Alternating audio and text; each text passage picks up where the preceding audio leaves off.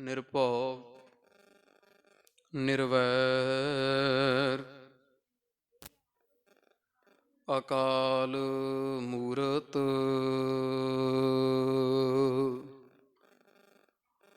ਅਜੂਨੀ ਸੈਭੰ ਗੁਰ ਪ੍ਰਸਾਦ ਜਪ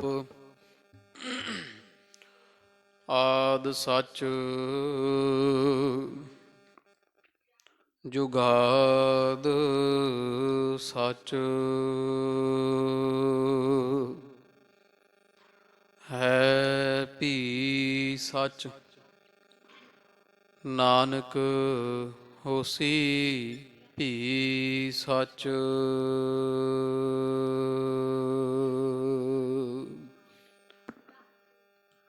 ਸ਼੍ਰੀ ਨਾਨਕ ਪਦ ਪੰਕਜ ਬੰਦਨ ਪਦ ਪੰਕਜ ਬੰਦਨ ਸਿਮਰੋ ਅੰਗਦ ਦੁਖ ਦੋਖ ਨਿਕੰਦਨ ਅਮਰਦਾਸ ਗੁਰ ਹਿਰਦੇ ਧਿਆਵਾ ਹਿਰਦੇ ਧਿਆਵਾ ਸ਼੍ਰੀ ਗੁਰ ਰਾਮਦਾਸ ਗੁਣ ਗਾਵਾ ਸ਼੍ਰੀ ਅਰਜਨ ਬਿਘਨਨ ਕੇ ਨਾਸ਼ਕ ਬਿਘਨਨ ਕੇ ਨਾਸ਼ਕ ਹਰ ਗੋਬਿੰਦ ਸ਼ੁਭ ਸੁਮਤ ਪ੍ਰਕਾਸ਼ਕ ਸ਼੍ਰੀ ਹਰਿ ਰਾਏ ਨਮੋ ਕਰ ਜੋਰੀ ਨਮੋ ਕਰ ਜੋਰੀ ਗੁਰ ਹਰਿ ਕ੍ਰਿਸ਼ਨ ਮਨਾਏ ਬਹੋਰੀ ਤੇਗ ਬਹਾਦਰ ਪਰਮ ਕਿਰਪਾਲਾ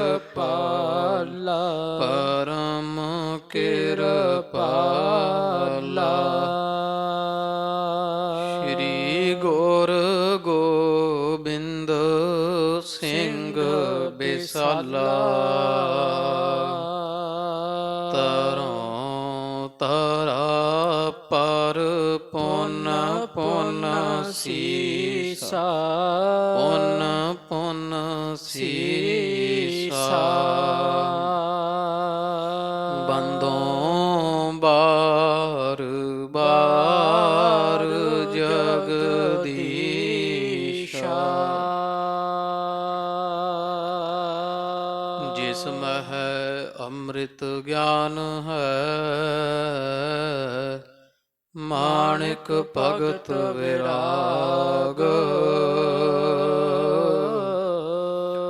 ਗੁਰੂ ਗ੍ਰੰਥ ਸਾਹਿਬ ਓਦਦ ਬੰਦੋਂ ਕਰ ਅਨੁਰਾਗ ਸ਼੍ਰੀ ਗੁਰ ਸ਼ਬਦ ਕਮਾਏ ਜਿਨ ਜੀਤੇ ਪੰਚ ਵਿਕਾਰ ਤਿਨ ਸੰਤਨ ਕੋ ਬੰਦਨਾ ਸਿਰ ਚਰਨਨ ਪਰ ਤਾਰ ਤਿਨ ਸੰਤਨ ਕੋ ਬੰਦਨਾ ਸਿਰ ਚਰਨਨ ਪਰ ਤਾਰ ਵਾਹਿਗੁਰੂ ਸਾਹਿਬ ਜੀਓ ਸੰਕਟ ਜਾਨ ਸਿੱਖ ਕਹ ਹੋਵਾ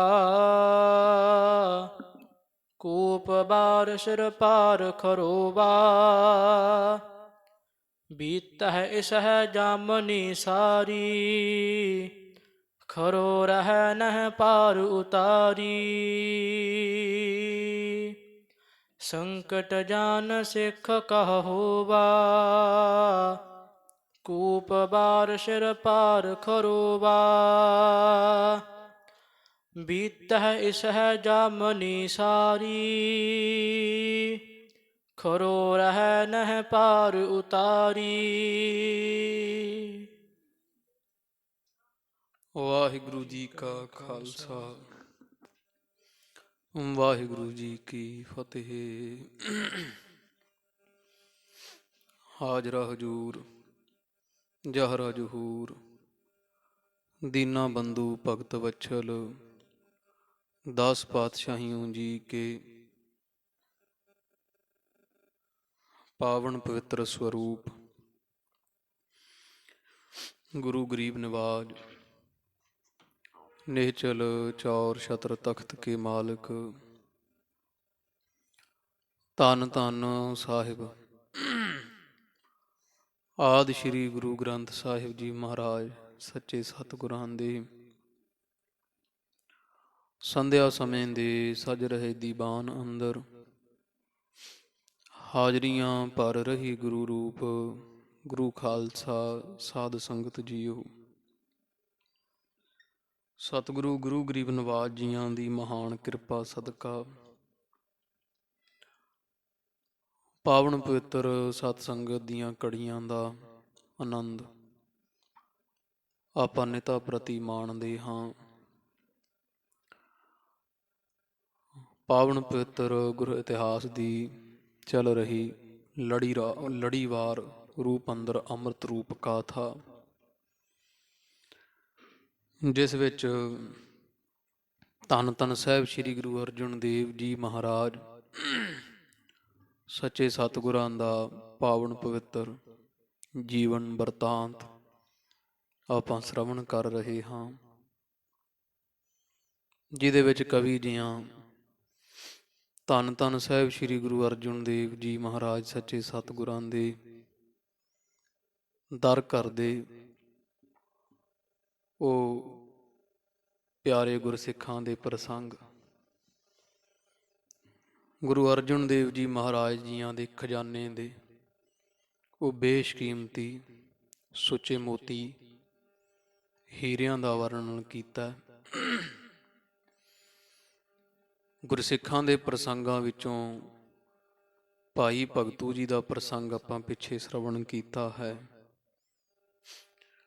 ਔਰ ਹੁਣ ਪਿਛਲੇ ਦਿਨਾਂ ਤੋਂ ਭਾਈ ਸਾਹਿਬ ਭਾਈ ਮੰਝ ਜੀ ਦਾ ਪਾਵਨ ਪਵਿੱਤਰ ਜੀਵਨ ਆਪਾਂ ਪੜ੍ਹ ਸੁਣ ਰਹੇ ਹਾਂ। ਜਥਾ ਪ੍ਰਸੰਗ ਆਪਾਂ ਪਿਛਲੇ ਦੀਵਾਨ ਵਿੱਚ ਸੁਣਿਆ ਵਿਚਾਰਿਆ ਹੈ।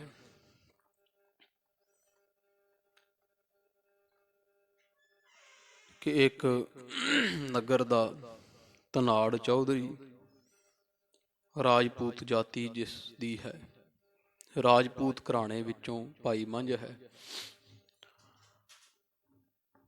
ਪ੍ਰਸੰਗ ਆਪਾਂ ਪਿਛਲਾ ਸਾਰਾ ਸੁਣਿਆ, ਕਿਉਂਕਿ 2 ਦਿਨ ਹੋ ਚੱਲੇ ਭਾਈ ਸਾਹਿਬ ਜੀਆਂ ਦੇ ਪਵਿੱਤਰ ਜੀਵਨ ਦੀ ਕਥਾ ਚੱਲ ਰਹੀ ਹੈ ਕਿ ਕਿਵੇਂ ਉਹ ਸਿੱਖ ਦੀ ਪ੍ਰੇਰਨਾ ਸਦਕਾ ਗੁਰੂ ਅਰਜਨ ਦੇਵ ਮਹਾਰਾਜ ਦੀ ਬਾਣੀ ਸੁਣ ਕੇ ਅੰਮ੍ਰਿਤਸਰ ਸਾਹਿਬ ਆਏ ਸਨ।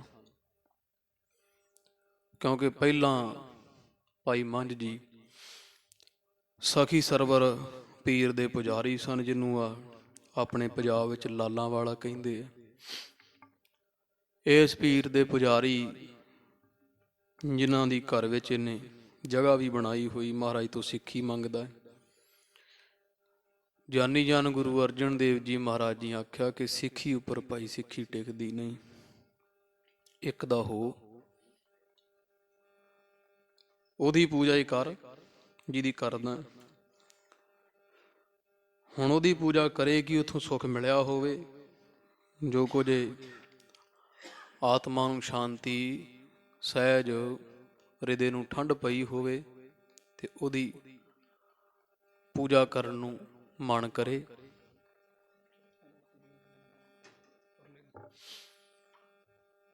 ਜਿਸ ਕਰਕੇ ਗੁਰੂ ਅਰਜਨ ਦੇਵ ਜੀ ਮਹਾਰਾਜ ਨੂੰ ਆਖਿਆ ਕਿ ਮਹਾਰਾਜ ਮੈਂ ਤਾਂ ਤੁਹਾਡੇ ਹੀ ਚਰਨਾਂ ਦਾ ਮੁਰੀਦ ਹਾਂ, ਸਿੱਖੀ ਲੈਣੀ ਹੈ। ਚਲੋ ਮਹਾਰਾਜ ਦੇ ਕਹੇ ਤੇ ਇਹਨੇ ਕਬਰ ਵੀ ਢਾ ਦਿੱਤੀ। ਪਰਖ ਸੱਚੇ ਪਾਤਸ਼ਾਹ ਮਹਾਰਾਜ ਜੀਆਂ ਨੇ ਇਹਦੀ ਕੀਤੀ ਹੈ,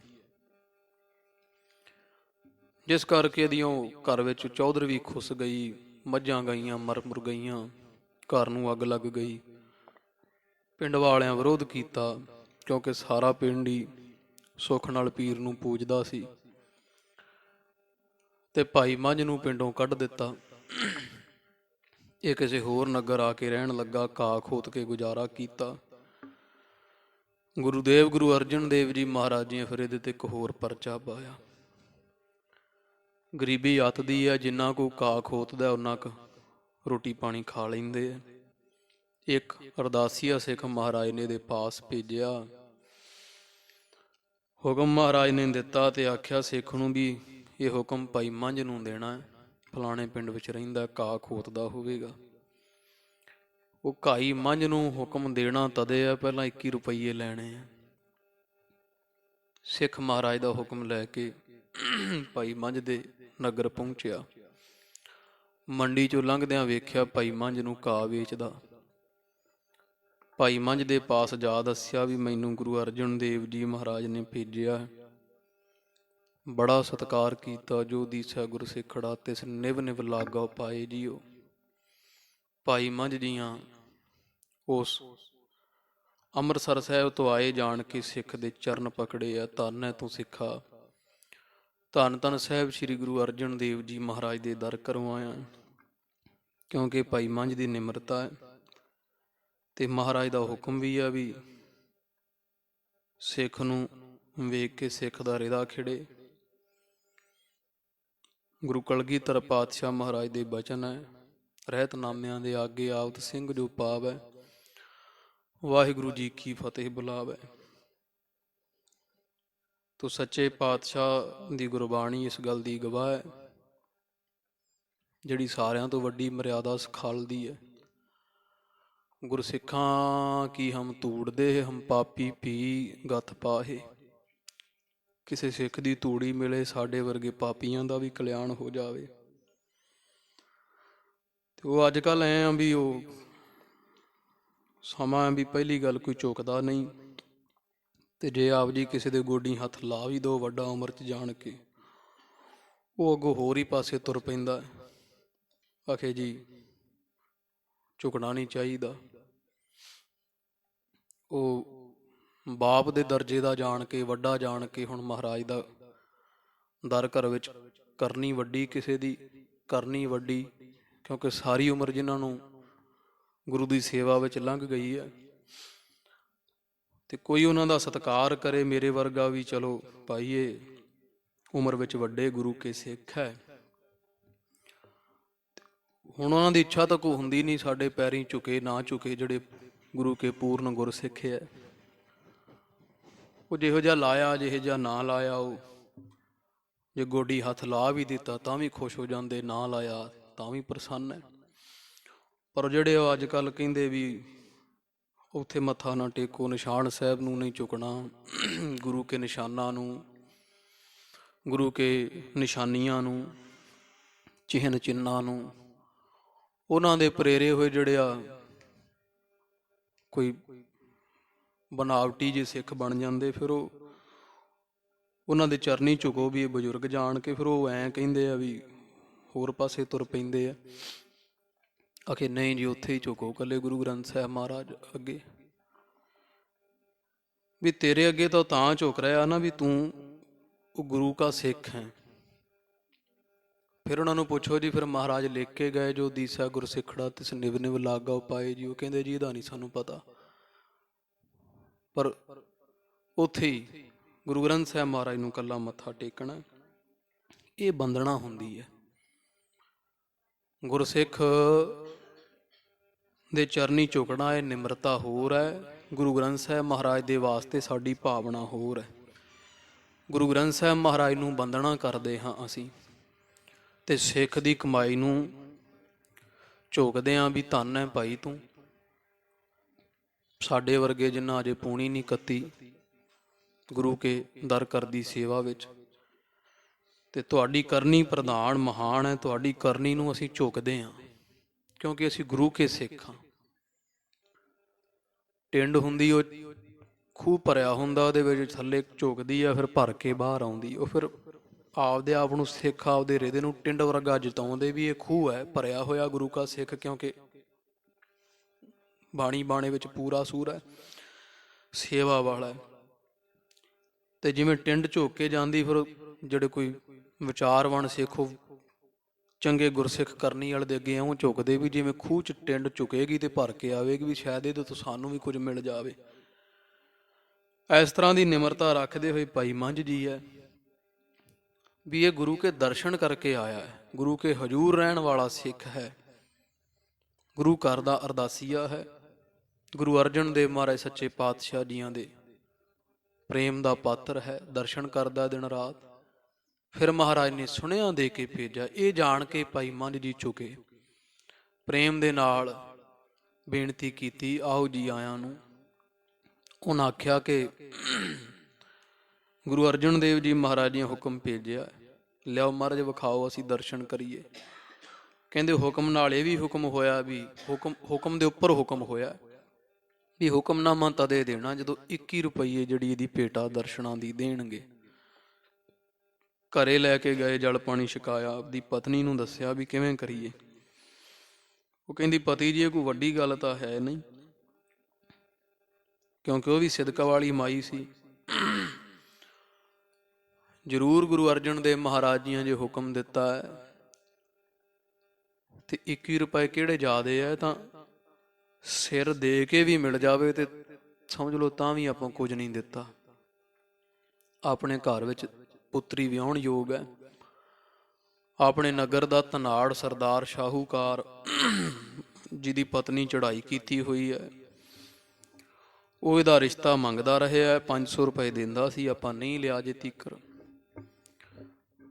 ਚਲੋ ਜੇ ਹੁਣ ਆਪਣੀ ਧੀ ਦਾ ਵਿਆਹ ਗੁਰੂ ਕਾਰਜਾਂ ਵਾਸਤੇ ਹੁੰਦਾ ਤੇ ਇਹਦਾ ਵੀ ਜਨਮ ਸਫਲ ਹੈ।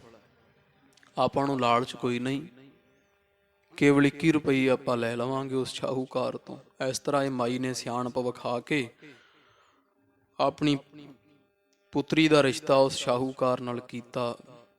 21 ਰੁਪਏ ਉਹਦੇ ਤੋਂ ਲਏ ਤੇ ਸਿਦਕ ਵਿਖਾਇਆ ਵੀ ਉਹ 21 ਲਿਆ ਕੇ ਘਰੇ ਨਹੀਂ ਰੱਖੇ, ਉਹ ਸਿੱਖ ਨੂੰ ਦੇ ਦਿੱਤੇ। ਇਸ ਤੋਂ ਬਾਅਦ ਸਿੱਖ ਅੰਮ੍ਰਿਤਸਰ ਸਾਹਿਬ ਪਹੁੰਚਿਆ। ਫਿਰ ਭਾਈ ਸਾਹਿਬ ਜੀ ਉਸੇ ਤਰ੍ਹਾਂ ਹੀ ਘਾਹ ਖੋਤਦੇ ਰਹੇ ਬੜਾ ਸਮਾਂ। ਗੁਰੂ ਅਰਜਨ ਦੇਵ ਜੀ ਮਹਾਰਾਜ ਨੇ ਫਿਰ ਹੁਕਮ ਭੇਜ ਦਿੱਤਾ ਕੁਝ ਮਹੀਨਿਆਂ ਬਾਅਦ, ਤੇ ਸ਼ਰਤ ਉਹੀ ਵੀ 21 ਰੁਪਏ ਭੇਟਾ ਲੈਣੀ ਸਿੱਖ ਨੂੰ ਕਹਿ ਦਿੱਤਾ। ਸਿੱਖ ਘਰੇ ਆਇਆ, ਹੁਕਮ ਮੰਗਿਆ। ਭਾਈ ਮੰਝ ਜੀ ਨੇ ਆਖਿਆ ਨਹੀਂ, 21 ਰੁਪਏ ਭੇਟਾ ਦੇ ਦਿਓ ਤੇ ਹੁਕਮ ਲੈ ਲਓ। ਹੁਣ ਸਿੱਖ ਨੇ ਸੁਣਾਇਆ ਤੇ ਪਤਨੀ ਫਿਰ ਕਹਿੰਦੀ ਪਤੀ ਜੀ ਵੀ ਚਲੋ ਤੁਹਾਡੇ ਕਿੱਡੇ ਹੀ ਵੱਡੇ ਭਾਗ ਹੋਣਗੇ ਵੀ ਗੁਰੂ ਅਰਜਨ ਦੇਵ ਮਹਾਰਾਜ ਕੋਲ ਤਾਂ ਬੜੇ ਸਿੱਖ ਰਹਿੰਦੇ ਆ, ਪਰ ਉਹ ਤੁਹਾਨੂੰ ਹੀ ਵਾਰ-ਵਾਰ ਗੁਰੂ ਅਰਜਨ ਦੇਵ ਜੀ ਮਹਾਰਾਜ ਯਾਦ ਕਰਦੇ ਆ। ਤੁਹਾਡੇ ਵੱਡੇ ਭਾਗ ਹੈ, ਵਾਰ-ਵਾਰ ਗੁਰੂ ਅਰਜਨ ਦੇਵ ਸਾਹਿਬ ਮਹਾਰਾਜ ਤੁਹਾਨੂੰ ਯਾਦ ਕਰ ਰਹੇ ਆ। ਇਸ ਲਈ ਕੋਈ ਗੱਲ ਨਹੀਂ, ਤੁਸੀਂ ਮੈਨੂੰ ਗਹਿਣੇ ਪਾ ਦਿਓ ਤੇ 21 ਰੁਪਏ ਲੈ ਆਉਣੇ ਆ। ਉਹ ਤਗੜੇ ਦੇ ਘਰ ਕਿਤੇ ਇਹਦੀ ਪਤਨੀ ਨੌਕਰ ਲੱਗੀ, ਜਿਵੇਂ ਪੇਸ਼ਗੀ ਆ ਹੁਣ ਵੀ ਸੀਰ ਵਾਸਤੇ ਫੜ ਲੈਂਦੇ ਲੋਕ, ਪਹਿਲਾਂ ਕੰਮ ਕਰ ਕਰਕੇ ਉਤਾਰ ਦਿੰਦੇ। ਇਸ ਤਰ੍ਹਾਂ ਪੇਸ਼ਗੀ ਪਹਿਲਾਂ ਲੈ ਲਈ 21 ਰੁਪਏ। ਤੇ ਇਹ ਭਾਈ ਮੰਝ ਦੀ ਪਤਨੀ ਜਿਹੜੀ ਹੈ ਫਿਰ ਕਿਸੇ ਦੇ ਨੌਕਰੀ ਕੀਤੀ, ਘਰ ਦੇ ਝਾੜੂ ਪੋਚਾ ਕੰਮ ਕਰਨ ਲੱਗੀ। ਹੁਕਮਨਾਮਾ ਲੈ ਲਿਆ, ਸਿੱਖ ਨੂੰ 21 ਰੁਪਏ ਦਿੱਤੇ ਤੇ ਹੁਕਮ ਖੋਲ ਕੇ ਵੇਖਿਆ, ਉਹਦੇ ਵਿੱਚ ਲਿਖਿਆ ਹੋਇਆ ਕਿ ਭਾਈ ਮੰਝ ਅੰਮ੍ਰਿਤਸਰ ਪਹੁੰਚੋ। ਭਾਈ ਬੜਾ ਖੁਸ਼ ਹੋਇਆ, ਧੰਨ ਗੁਰੂ ਅਰਜਨ ਦੇਵ ਸਾਹਿਬ ਮਹਾਰਾਜ ਨੇ ਮੈਨੂੰ ਸੱਦਿਆ। ਅੰਮ੍ਰਿਤ ਵੇਲੇ ਉੱਠ ਕੇ ਇਸ਼ਨਾਨ ਪਾਣ ਕੀਤਾ ਤੇ ਸਿੱਖ ਦੇ ਨਾਲ ਭਾਈ ਮੰਝ ਅੰਮ੍ਰਿਤਸਰ ਸਾਹਿਬ ਗਏ। ਉੱਥੇ ਜਾ ਕਰਕੇ ਮਹਾਰਾਜ ਨੂੰ ਦਰਸ਼ਨ ਕੀਤੇ, ਸਤਿਗੁਰਾਂ ਦੇ ਮੱਥਾ ਟੇਕਿਆ। ਗੁਰੂ ਅਰਜਨ ਦੇਵ ਮਹਾਰਾਜ ਪਰਖ ਰਹੇ, ਸਤਿਗੁਰਾਂ ਬੁਲਾਇਆ ਹੀ ਨਾ ਆਏ ਨੂੰ। ਤੇ ਗਰੀਬ ਨਵਾਜ ਨੇ ਫਿਰ ਸਿੱਖ ਨੂੰ ਕਹਿ ਦਿੱਤਾ ਵੀ ਜਿਹੜਾ ਆ ਸਿੱਖ ਆਇਆ ਨੇ ਇਹਨੂੰ ਕਹੋ ਵੀ ਲੱਕੜਾਂ ਦੀ ਸੇਵਾ ਲੈ ਲਵੇ, ਇੱਥੇ ਵਿਹਲਾ ਨਾ ਰਵੇ। ਭਾਈ ਮੰਝ ਜੀ ਲੱਕੜਾਂ ਢੋਣ ਲੱਗੇ ਜੰਗਲ ਵਿੱਚੋਂ। ਰੋਜ਼ ਮਗਰਲੇ ਪੈਰ ਭਰੀ ਪੰਡ ਵੱਡੀ ਲੱਕੜਾਂ ਦੀ ਇਕੱਠੀ ਕਰਕੇ ਲਿਆਉਂਦੇ, ਲੰਗਰ ਵਿੱਚ ਪਾਉਂਦੇ, ਲੰਗਰ ਚੋਂ ਪ੍ਰਸ਼ਾਦਾ ਛਕ ਲੈਣ। ਇੱਕ ਦਿਨ ਗੁਰੂ ਅਰਜਨ ਦੇਵ ਮਹਾਰਾਜ ਜੀ ਪੁੱਛਦੇ ਆ ਸਿੱਖ ਨੂੰ ਕਿ ਉਹ ਜਿਹੜਾ ਭਾਈ ਮੰਝ ਰਹਿੰਦਾ ਇੱਥੇ ਉਹ ਕੀ ਕਰਦਾ? ਕਹਿੰਦੇ ਮਹਾਰਾਜ ਲੰਗਰ ਵਾਸਤੇ ਲੱਕੜਾਂ ਲਿਆਉਂਦਾ। ਛਕਦਾ ਕਿੱਥੋਂ ਹੈ? ਸਿੱਖ ਕਹਿੰਦਾ ਮਹਾਰਾਜ ਲੰਗਰ ਚੋਂ ਛਕਦਾ। ਗਰੀਬ ਨਵਾਜ ਕਹਿੰਦੇ ਉਹਨੂੰ ਕਹੋ ਜਾ ਕੇ ਵੀ ਜਿੰਨਾ ਕੀਤਾ ਲੱਕੜਾਂ ਲਿਆਂਦੀਆਂ ਓਨਾ ਹੀ ਖਾ ਲਿਆ, ਤੇ ਕੀ ਫਾਇਦਾ ਤੇਰੀ ਸੇਵਾ ਦਾ? ਐਂ ਤਾਂ ਨਹੀਂ ਮਨ ਦੀ ਮੈਲ ਕੱਟੀ ਜਾਣੀ, ਐਂ ਤਾਂ ਨਹੀਂ ਸਿੱਖੀ ਨਿਭਣੀ। ਤੋ ਬਚਨ ਤਾਂ ਪਰਖਦੇ ਹੀ ਆ ਮਹਾਰਾਜ ਦੇ। ਉਹ ਸਿੱਖ ਨੇ ਦੱਸਿਆ, ਭਾਈ ਮੰਝ ਨੇ ਸੱਤ ਕਰਕੇ ਮੰਨੇ। ਤੇ ਇੱਥੇ ਪ੍ਰਸੰਗ ਚਾਹੇ ਇਸ ਤਰ੍ਹਾਂ ਆਇਆ ਵੀ ਭਾਈ ਮੰਝ ਜੀ ਉਹ ਜਿਵੇਂ ਗਜਾ ਕਰ ਲੈਂਦੇ ਆ ਛਕਦੇ ਰਹੇ। ਗਿਆਨੀ ਗਿਆਨ ਸਿੰਘ ਜੀਆਂ ਫਿਰ ਉਹ ਇਸ ਤਰ੍ਹਾਂ ਲਿਖਿਆ। ਜਾਂ ਇੱਕ ਸਿੱਖ ਫੁਲਵਾੜੀ ਵਿੱਚ ਵੀ ਉਹ ਪ੍ਰਸੰਗ ਆਉਂਦੇ ਆ ਕੁਝ, ਕਿ ਭਾਈ ਮੰਝ ਜੀ ਨੂੰ ਫਿਰ ਜਦੋਂ ਲੰਗਰ ਤੋਂ ਵਰਜ ਦਿੱਤਾ ਸੀ ਤੇ ਫਿਰ ਇਹ ਸਿੱਖਾਂ ਦਾ ਵਧਿਆ ਛਕ ਲੈਂਦਾ ਸੀ। ਜਿਵੇਂ ਕੋਈ ਆ ਟੱਪਾ ਟੁੱਪਾਂ ਵਿੱਚ ਦਾਲ ਵੱਧ ਜਾਂਦੀ ਆ, ਕੋਈ ਬੁਰਕੀਆਂ ਥੱਲੇ ਡਿੱਗ ਗਈਆਂ ਇਹੋ ਜਿਹੀਆਂ, ਜਾਂ ਉਹ ਤਵੇ ਦੇ ਉੱਪਰ ਜਿਹੜੀ ਉਹ ਲਾਗ ਜੀ ਲੱਗੀ ਰਹਿ ਜਾਂਦੀ ਹੈ, ਸੜੇ ਪ੍ਰਸ਼ਾਦੇ, ਖਰਾਬ ਪ੍ਰਸ਼ਾਦੇ, ਮੋਟੇ ਪ੍ਰਸ਼ਾਦੇ, ਮਹਾਰਾਜ ਦਾ ਨਾਮ ਲੈ ਕੇ ਛਕ ਲੈਣੇ। ਤੇ ਇੱਕ ਦਿਨ ਮਹਾਰਾਜ ਨੇ ਫੇਰ ਪੁੱਛਿਆ ਵੀ ਭਾਈ ਮੰਝ ਕਿੱਥੋਂ ਗੁਜ਼ਾਰਾ ਕਰਦਾ? ਉਹ ਸਿੱਖ ਕਹਿੰਦਾ ਮਹਾਰਾਜ ਹੁਣ ਤਾਂ ਲੰਗਰ ਚੋਂ ਨਹੀਂ ਛਕਦਾ, ਲੱਕੜਾਂ ਲਿਆਉਂਦਾ ਤੇ ਪ੍ਰਸ਼ਾਦਾ ਵਧਿਆ ਵਧਿਆ ਜਿਹੜਾ ਜਿਵੇਂ ਆ ਕੋਈ ਪ੍ਰਸ਼ਾਦੇ ਸੜ ਗਏ, ਕਈ ਜੂਠਾ ਕਹਿੰਦੇ, ਜੂਠਾ ਨਹੀਂ ਸਾਧ ਸੰਗਤ ਜੀ ਗੁਰੂ ਕਾ ਸਿੱਖ ਛਕਦਾ। ਉਹ ਕਿਉਂਕਿ ਗੁਰੂ ਕੇ ਘਰ ਅੰਦਰ ਸੁਚਮਤਾ ਮਹਾਨ ਹੈ। ਤੋ ਗੁਰੂ ਗਰੀਬ ਨਵਾਜ ਸੱਚੇ ਪਾਤਸ਼ਾਹ ਨੇ ਪੁੱਛਿਆ, ਸਿੱਖ ਨੇ ਆਖਿਆ ਮਹਾਰਾਜ ਜੋ ਕੋਈ ਡਿੱਗੇ ਡੁੱਗੇ ਪ੍ਰਸ਼ਾਦੇ ਹੇਠਾਂ ਐਸੇ ਵੈਸਾ ਫਿਰ ਉਹ ਥੋੜਾ ਹੀ ਛਕਦਾ, ਧੌਣ ਛਕ ਲੈਂਦਾ ਆਟੇ ਦਾ। ਮਹਾਰਾਜ ਨੇ ਆਖਿਆ ਨੂੰ ਆਖੋ ਵੀ ਹੁਣ ਸਾਡਾ ਨਾਂ ਲੈ ਕੇ ਛਕ ਲੈਣਾ ਤੇ ਸਾਨੂੰ ਹੁਣ ਤੂੰ ਧੌਣ ਛਕਾਏਂਗਾ, ਬਏ ਪ੍ਰਸ਼ਾਦੇ ਛਕਾਏਂਗਾ, ਵਧਿਆ ਭੋਜਨ ਛਕਾਉਣਾ ਹੈ, ਕਿਉਂਕਿ ਸਾਨੂੰ ਹਿਰਦੇ ਵਿੱਚ ਵਸਾ ਕੇ ਯਾਦ ਕਰਕੇ ਤੂੰ ਛਕਦਾ। ਆਖੋ ਇੱਥੋਂ ਇਹ ਨਹੀਂ ਕੰਮ ਕਰਨਾ, ਕੱਚਾ ਆਇਆ ਜੇ। ਦੱਸਿਆ ਜਾ ਕੇ ਭਾਈ ਮੰਝ ਜੀ ਆਖਿਆ ਸਤ ਬਚਨ ਜੀ। ਕਹਿੰਦੇ ਫਿਰ ਭਾਈ ਮੰਝ ਜੀ ਇਕੱਲਾ ਜਾਲੀ ਛਕਣ ਲੱਗ ਪਏ ਸੀ। ਜਾਲ ਛਕ ਲੈਣਾ, ਸੇਵਾਵੇਂ ਕਰੀ ਜਾਣੀ, ਤੇ ਸਰੀਰ ਐਨ ਸੁੱਕ ਕੇ ਤੀਲਾ ਹੋ ਚੁੱਕਾ ਸੀ। ਤੇ ਇੱਕ ਦਿਨ ਫਿਰ ਲੱਕੜਾਂ ਲੈਣ ਵਾਸਤੇ ਜਦੋਂ ਗਏ, ਲੱਕੜਾਂ ਦੀ ਪੰਡ ਬਹੁਤ ਭਰ ਲਈ, ਹਨੇਰ ਵਗਦਾ ਹੈ। ਜਿੰਨਾ ਕੋ ਗਾਂਹ ਤੁਰਦੇ ਉਹ ਤੱਕ ਕੇ ਪਿੱਛੇ ਲੈ ਜਾਂਦੀ ਹਨੇਰੀ, ਅੱਖਾਂ ਵਿੱਚ ਰੋੜ ਪੈਂਦੇ ਆ। ਹਨੇਰੀ ਨੇ ਚੁੱਕ ਚੁਕਾ ਕੇ ਤੇ ਭਾਈ ਮੰਝ ਮਾਰਿਆ ਖੂਹ ਵਿੱਚ। ਖੂਹ ਵਿੱਚ ਡਿੱਗੇ ਆ, ਸਿਰ ਤੇ ਲੱਕੜਾਂ ਦੀ ਪੰਡ ਹੇਠਾਂ ਰੱਖੀ ਨਾ ਵੀ ਗਿੱਲੀ ਹੋ ਗਈ ਤੇ ਲੰਗਰ ਰੁਕ ਜਾਣਾ, ਉੱਥੇ ਲੱਕੜ ਚਾਹੀਦੀ ਹੈ। ਰਾਤ ਬਹੁਤ ਹੋ ਗਈ ਤੇ ਖੂਹ ਵਿੱਚ ਭਾਈ ਮੰਝ ਜੀ ਜਿਵੇਂ ਲੱਕ ਦੇ ਬੰਨ੍ਹ ਤਿੱਕਰ ਪਾਣੀ ਆਉਂਦਾ, ਖੜੇ ਰਹੇ ਆ। ਇੱਥੋਂ ਤੀਕਰ ਪ੍ਰਸੰਗ ਆਪਾਂ ਕੱਲ ਸੁਣਿਆ, ਕੁਝ ਰਹਿੰਦਾ ਅੱਜ ਸੁਣੀਏ ਜੀ। ਜਿਵੇਂ ਇਹ ਸਿੱਖੀ ਦੇ ਪਰਚੇ ਵਿੱਚ ਪਾਸ ਹੋਏ ਤੇ ਗੁਰੂ ਗਰੀਬ ਨਵਾਜ ਸੱਚੇ ਪਾਤਸ਼ਾਹ ਜੀ ਨੂੰ ਸਨਮਾਨ ਸਤਿਕਾਰ ਵਰਦਾਨਾਂ ਦੀ ਝੜੀ ਲਾਈ, ਉਹ ਆਉਂਦਾ ਪ੍ਰਸੰਗ ਸੁਣੋ ਜੀ। ਚਿਤ ਬਿਰਤੀ ਇਕਾਗਰ ਕਰੋ, ਆਖੋ ਜੀ ਸਤਿਨਾਮ ਸ਼੍ਰੀ ਵਾਹਿਗੁਰੂ ਸਾਹਿਬ ਜੀ। ਸਤਿਨਾਮ ਸ਼੍ਰੀ ਵਾਹਿਗੁਰੂ ਸਾਹਿਬ ਜੀ। ਸੰਕਟ ਜਾਨ ਸਿੱਖ ਕਹੋਵਾ। ਜਦੋਂ ਇਧਰ ਭਾਈ ਮੰਝ ਜੀ ਖੂਹ ਵਿੱਚ ਡਿੱਗੇ ਤੇ ਹਿਰਦੇ ਵਿੱਚ ਧੰਨ ਗੁਰੂ ਅਰਜਨ ਦੇਵ ਜੀ ਮਹਾਰਾਜ ਨੂੰ ਯਾਦ ਕਰਦੇ ਆ। ਇੱਧਰ ਰਾਤਰੀ ਦੇ ਸਮੇਂ ਜਦੋਂ ਭਾਈ ਮੰਝ ਦੇ ਪ੍ਰੇਮ ਨੇ ਧੰਨ ਗੁਰੂ ਅਰਜਨ ਦੇਵ ਜੀ ਮਹਾਰਾਜ ਦੇ ਹਿਰਦੇ ਨੂੰ ਖਿੱਚ ਪਾਈ ਹੈ, ਤੇ ਗਰੀਬ ਨਵਾਜ ਅੰਤਰਜਾਮੀ ਮਹਾਰਾਜ ਨੇ ਜਾਣਿਆ ਵੀ ਸਾਡਾ ਸਿੱਖ ਭਾਈ ਮੰਝ ਬੜੇ ਦੁੱਖ ਵਿੱਚ ਫਸਿਆ ਹੈ। ਕੂਪ ਬਾਰ ਸਿਰ ਭਾਰ ਖਰੋਵਾ। ਵੀ ਪਾਣੀ ਦੇ ਜਲ ਵਿੱਚ ਖੜਾ ਹੋਇਆ, ਸਿਰ ਤੇ ਬਾਲਣ ਦੀ ਭੰਡ ਚੁੱਕੀ ਹੋਈ ਹੈ। ਬੀਤ ਹੈ ਇਸ ਹੈ ਜਾਮਨੀ ਸਾਰੀ। ਤੇ ਸਾਰੀ ਰਾਤ ਜਿਹੜੀ ਉਹ ਬਤੀਤ ਹੋ ਚੱਲੀ ਹੈ। ਖਰੋ ਰਹਿ ਨਹਿ ਪਾਰ ਉਤਾਰੀ। ਤੇ ਮਹਾਰਾਜ ਜਾਣ ਗਏ ਐ ਅੰਤਰਜਾਮੀ ਪਾਤਸ਼ਾਹ ਵੀ ਲੱਕੜ ਥੱਲੇ ਨਹੀਂ ਰੱਖੀ। ਭਾਈ ਮੰਝ ਦਾ ਪ੍ਰੇਮ ਹੈ ਗੁਰੂ ਕੇ ਲੰਗਰਾਂ ਨਾਲ, ਸਿਦਕ ਭਾਈ ਮੰਝ ਜੀ ਦਾ ਹੈ, ਤੇ ਬੜੇ ਔਖੇ ਹੋ ਕੇ ਪਾਣੀ ਵਿੱਚ ਖੜੇ ਹੋਏ ਹਨ। ਉਠੇ ਕਿਰਪਾ ਨਿਧ ਗਮਨੇ ਐਸੇ। ਤੇ ਗੁਰੂ ਗਰੀਬ ਨਵਾਜ ਸੱਚੇ ਪਾਤਸ਼ਾਹ ਮਹਾਰਾਜ ਦੀਆਂ ਜੋੜਾ ਵੀ ਨਾ ਪਾਇਆ, ਨੰਗੇ ਪੈਰੀਂ ਸੱਚੇ ਪਾਤਸ਼ਾਹ ਜੀ ਕਾਲੇ ਕਦਮੀ ਤੁਰੇ ਹਨ। ਕੁੰਚਰ ਕੇ ਮੋਚਨ ਹਿਤ ਜੈਸੇ। ਕਵੀ ਜੀ ਅਲੰਕਾਰ ਬੰਨ੍ਹਦੇ ਆ, ਮਹਾਰਾਜ ਦੀ ਮਹਿਮਾ ਜਣਾਉਂਦੇ ਆ ਵੀ ਐਂ ਮਹਾਰਾਜ ਤੁਰੇ ਜਿਵੇਂ ਭਗਵਾਨ ਵਿਸ਼ਨੂੰ ਜੀ ਹਰੀਹਰ ਖੇਤਰ ਵਿੱਚ ਜਦੋਂ ਗਜੇਂਦਰ ਨਾਮੇ ਹਾਥੀ ਦਲਦਲ ਵਿੱਚ ਧਸਿਆ ਤੇ ਤੰਦੂਏ ਨੇ ਗਰਸਿਆ ਸੀ, ਉਹਦੀ ਅਰਦਾਸ ਸੁਣ ਕੇ ਜਿਵੇਂ ਵਿਸ਼ਨੂੰ ਭਗਵਾਨ ਜੀ ਦੌੜੇ ਸਨ, ਨੰਗੇ ਪਾਏ ਉਤਾਇਲ ਡਾਲ ਤੋ। ਤੇ ਜਿਵੇਂ ਨੰਗੇ ਪੈਰੀਂ ਭਗਵਾਨ ਵਿਸ਼ਨੂੰ ਜੀ ਤੁਰੇ ਹਨ ਬੜੀ ਤੇਜ਼ੀ ਦੇ ਨਾਲ, ਸੱਚੇ ਪਾਤਸ਼ਾਹ ਮਹਾਰਾਜ ਜੀ ਇਸ ਤਰ੍ਹਾਂ ਦੌੜੇ ਹਨ। ਹਰ ਭਰਾਏ ਨਹਿ ਵਸਤਰ ਸੰਭਾਲ ਤੋ। ਤੇ ਸੱਚੇ ਪਾਤਸ਼ਾਹ ਜੀਆਂ ਨੇ ਵਸਤਰ ਵੀ ਨਹੀਂ ਸੰਭਾਲਿਆ, ਭਾਵ ਜਿਵੇਂ ਮਹਾਰਾਜ ਸੱਚੇ ਪਾਤਸ਼ਾਹ ਜੀ ਬੈਠੇ ਸਜੇ ਸਨ, ਤੁਰੰਤ ਉਸੇ ਤਰ੍ਹਾਂ ਹੀ ਜਿਉਂਦੀ ਤਿਉਂ ਤੁਰ ਪਏ ਆ। ਦਾਸ ਉਪਾਨੈ ਲੈ ਕਰ ਤਾਏ। ਗਰੀਬ ਨਵਾਜ ਸੱਚੇ ਪਾਤਸ਼ਾਹ ਮਹਾਰਾਜ ਅੱਗੇ ਚਲੇ ਗਏ ਆ, ਮਗਰ ਸਿੱਖ ਜਿਹੜੇ ਆ ਉਹ ਸਤਿਗੁਰਾਂ ਦਾ ਜੋੜਾ ਲੈ ਕੇ ਮਗਰ ਤੁਰੇ ਹਨ। ਕੇਤਿਕ ਧਾਏ ਮਿਲੇ ਸੰਗ ਆਏ। ਤੇ ਕੁਝ ਕੁ ਸਿੱਖ ਦੌੜਦੇ ਹੋਏ ਸਤਿਗੁਰਾਂ ਦੇ ਨਾਲ ਬਾਹਰ ਜਾ ਕੇ ਮਿਲੇ ਨਗਰ ਵਿੱਚੋਂ। ਦਾਮਨ ਆਨਹ ਹੁਕਮ ਕਰਨ ਤੇ ਤੇ। ਸੱਚੇ ਪਾਤਸ਼ਾਹ ਮਹਾਰਾਜ ਜੀ ਜਾਂਦੇ ਕਹਿ ਗਏ ਸੀ ਗਰੀਬ ਨਵਾਜ ਵੀ ਰੱਸਾ ਲੈ ਕੇ ਆਓ ਭਾਈ, ਆਪ ਚਲੇ ਗਏ ਤੇ ਸਿੱਖ ਜਿਹੜੇ ਮਗਰੋਂ ਰੱਸੇ ਲੈ ਕੇ ਪਹੁੰਚੇ ਹਨ। ਤਹਿ ਸਤਿਗੁਰ ਪਹੁੰਚੇ ਉਤਲਨ ਤੇ। ਤੇ ਬੜੀ ਤੇਜ਼ੀ ਦੇ ਨਾਲ ਗੁਰੂ ਗਰੀਬ ਨਵਾਜ ਉਸ ਖੂਹ ਦੇ ਪਾਸ ਪਹੁੰਚੇ ਹਨ।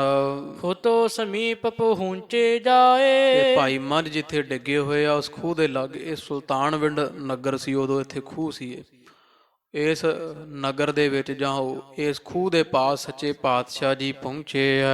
ਧਾਏ ਧਾਏ ਸਿੱਖਵਾਨ ਮਿਲਾਏ। ਤੇ ਮਗਰ ਦੌੜ ਦੌੜ ਕੇ ਸਿੱਖ ਸੰਗਤਾਂ ਆਣ ਰਲੀਆਂ ਹਨ।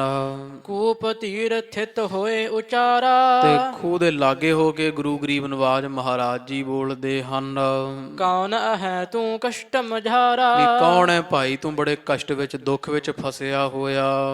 ਕਾਸ਼ਟ ਭਾਰ ਸੀਸ ਪਰ ਧਰਿਓ। ਕੌਣ ਹੈ ਤੂੰ ਜਿਹਨੇ ਲੱਕੜਾਂ ਦੀ ਭਰੀ ਪੰਡ ਆਪਦੇ ਸਿਰ ਤੇ ਰੱਖੀ ਹੋਈ ਹੈ। ਕਿਉ ਨਹਿ ਗੇਰਤ ਜਲ ਮਹਿ ਖਰਿਓ।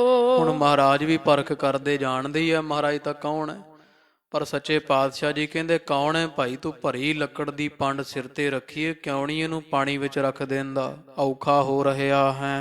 ਕਹਿਓ ਮੰਝ ਹੈ ਮੇਰੋ ਨਾਮ। ਤੇ ਭਾਈ ਸਾਹਿਬ ਬੋਲੇ ਕਿਉਂਕਿ ਹੁਣ ਭਾਈ ਮੰਝ ਜੀ ਨੂੰ ਵੀ ਹਨੇਰੇ ਕਰਕੇ ਪਤਾ ਨਹੀਂ ਵੀ ਕੌਣ ਹੈ। ਆਖਿਆ ਜੀ ਮੇਰਾ ਨਾਮ ਭਾਈ ਮੰਝ ਹੈ। ਸੇਵਕ ਸ੍ਰੀ ਸਤਿਗੁਰ ਕੇ ਧਾਮ। ਤੇ ਮੈਂ ਧੰਨ ਸਾਹਿਬ ਸ੍ਰੀ ਗੁਰੂ ਅਰਜਨ ਦੇਵ ਜੀ ਮਹਾਰਾਜ ਦੇ ਘਰ ਦਾ ਸਿੱਖ ਸੇਵਕ ਹਾਂ। ਇਤਨੇ ਮਹਿ ਰੱਜੂ ਕਰ ਲਿਆਏ। ਇੰਨੇ ਨੂੰ ਜਿਹੜੇ ਸਿੱਖ ਸੀ ਉਹ ਰੱਸੇ ਲੈ ਕੇ ਪਹੁੰਚ ਗਏ ਹਨ। ਗੁਰਹਿਤ ਅਸਵਾਰੀ ਲੈ ਆਏ। ਤੇ ਨਾਲ ਇੱਕ ਘੋੜੀ ਮਹਾਰਾਜ ਦੀ ਸਵਾਰੀ ਵਾਸਤੇ ਲੈ ਪਹੁੰਚੇ ਆ। ਜੀਨ ਤੋਂ ਰੰਗ ਪਾਏ ਕਰ ਤੂਰਨ। ਤੇ ਉੱਤੇ ਮਹਾਰਾਜ ਦੇ ਸਵਾਰੀ ਵਾਸਤੇ ਸੋਹਣੀ ਜਿਹੜੀ ਆ ਉਹ ਘੋੜੀ ਦੇ ਉੱਪਰ ਕਾਠੀ ਪਾ ਲਈ, ਸਜਾ ਲਈ, ਗਲੀਚੇ ਸਜਾਏ ਹੋਏ ਆ। ਸਿਵਕਾ ਲਿਆਏ ਜਹੈ ਗੁਰਪੂਰਨ। ਤੇ ਗੁਰੂ ਪਾਤਸ਼ਾਹ ਮਹਾਰਾਜ ਨੂੰ ਰੱਸਾ ਲਿਆ ਪਕੜਾਇਆ ਹੈ। ਦਾਮਨ ਕੂਪ ਬਿਖੈ ਲਟਕਾਈ। ਪੂਰਨ ਗੁਰੂ ਅਰਜਨ ਦੇਵ ਜੀ ਮਹਾਰਾਜ ਸਤਿਗੁਰਾਂ ਨੇ ਉਹ ਰੱਸਾ ਜਿਹੜਾ ਉਹ ਖੂਹ ਦੇ ਵਿੱਚ ਸਿੱਟ ਦਿੱਤਾ, ਲਮਕਾ ਦਿੱਤਾ ਹੈ। ਕਹਿਓ ਕਿ ਗਹਿ ਆਵਹ ਉਪਰਾਈ। ਮਹਾਰਾਜ ਕਹਿੰਦੇ ਭਾਈ ਪੁਰਖਾ ਲਿਆ ਰੱਸਾ ਫੜ ਤੇ ਖੂਹ ਛੱਡ ਕੇ ਬਾਹਰ ਆਉਣਾ ਕਰ।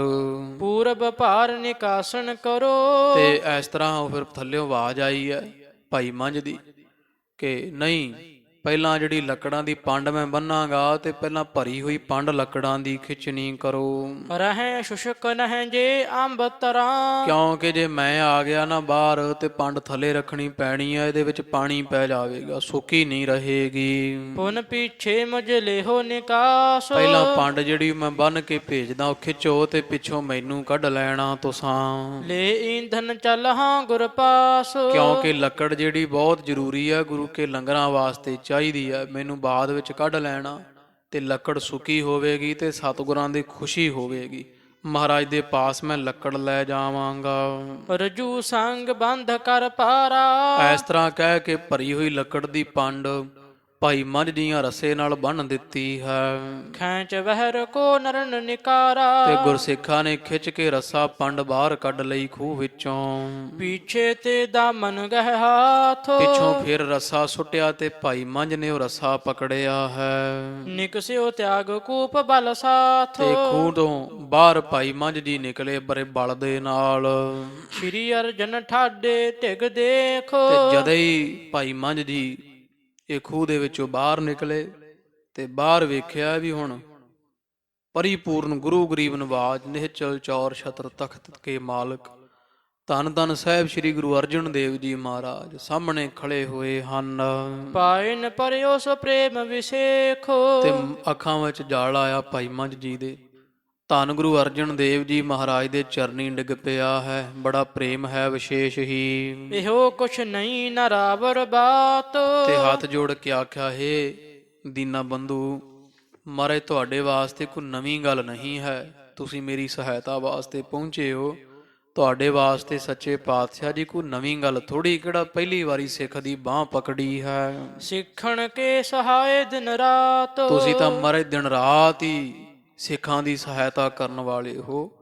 ਮਹਾਰਾਜ ਸਦਾ ਤੁਸੀਂ ਸਿੱਖਾਂ ਦੀ ਸਦਾ ਅੰਗ ਸੰਗੇ ਭੰਗੰ ਵਿਭੂਤੇ ਗੁਰੂ ਗਰੀਬ ਨਿਵਾਜ ਆਪ ਸਦਾ ਹੀ ਸਿੱਖਾਂ ਦੀ ਸਹਾਇਤਾ ਕਰਦੇ ਹੋ, ਅੰਗ ਸੰਗ ਸਹਾਈ ਹੁੰਦੇ ਹੋ।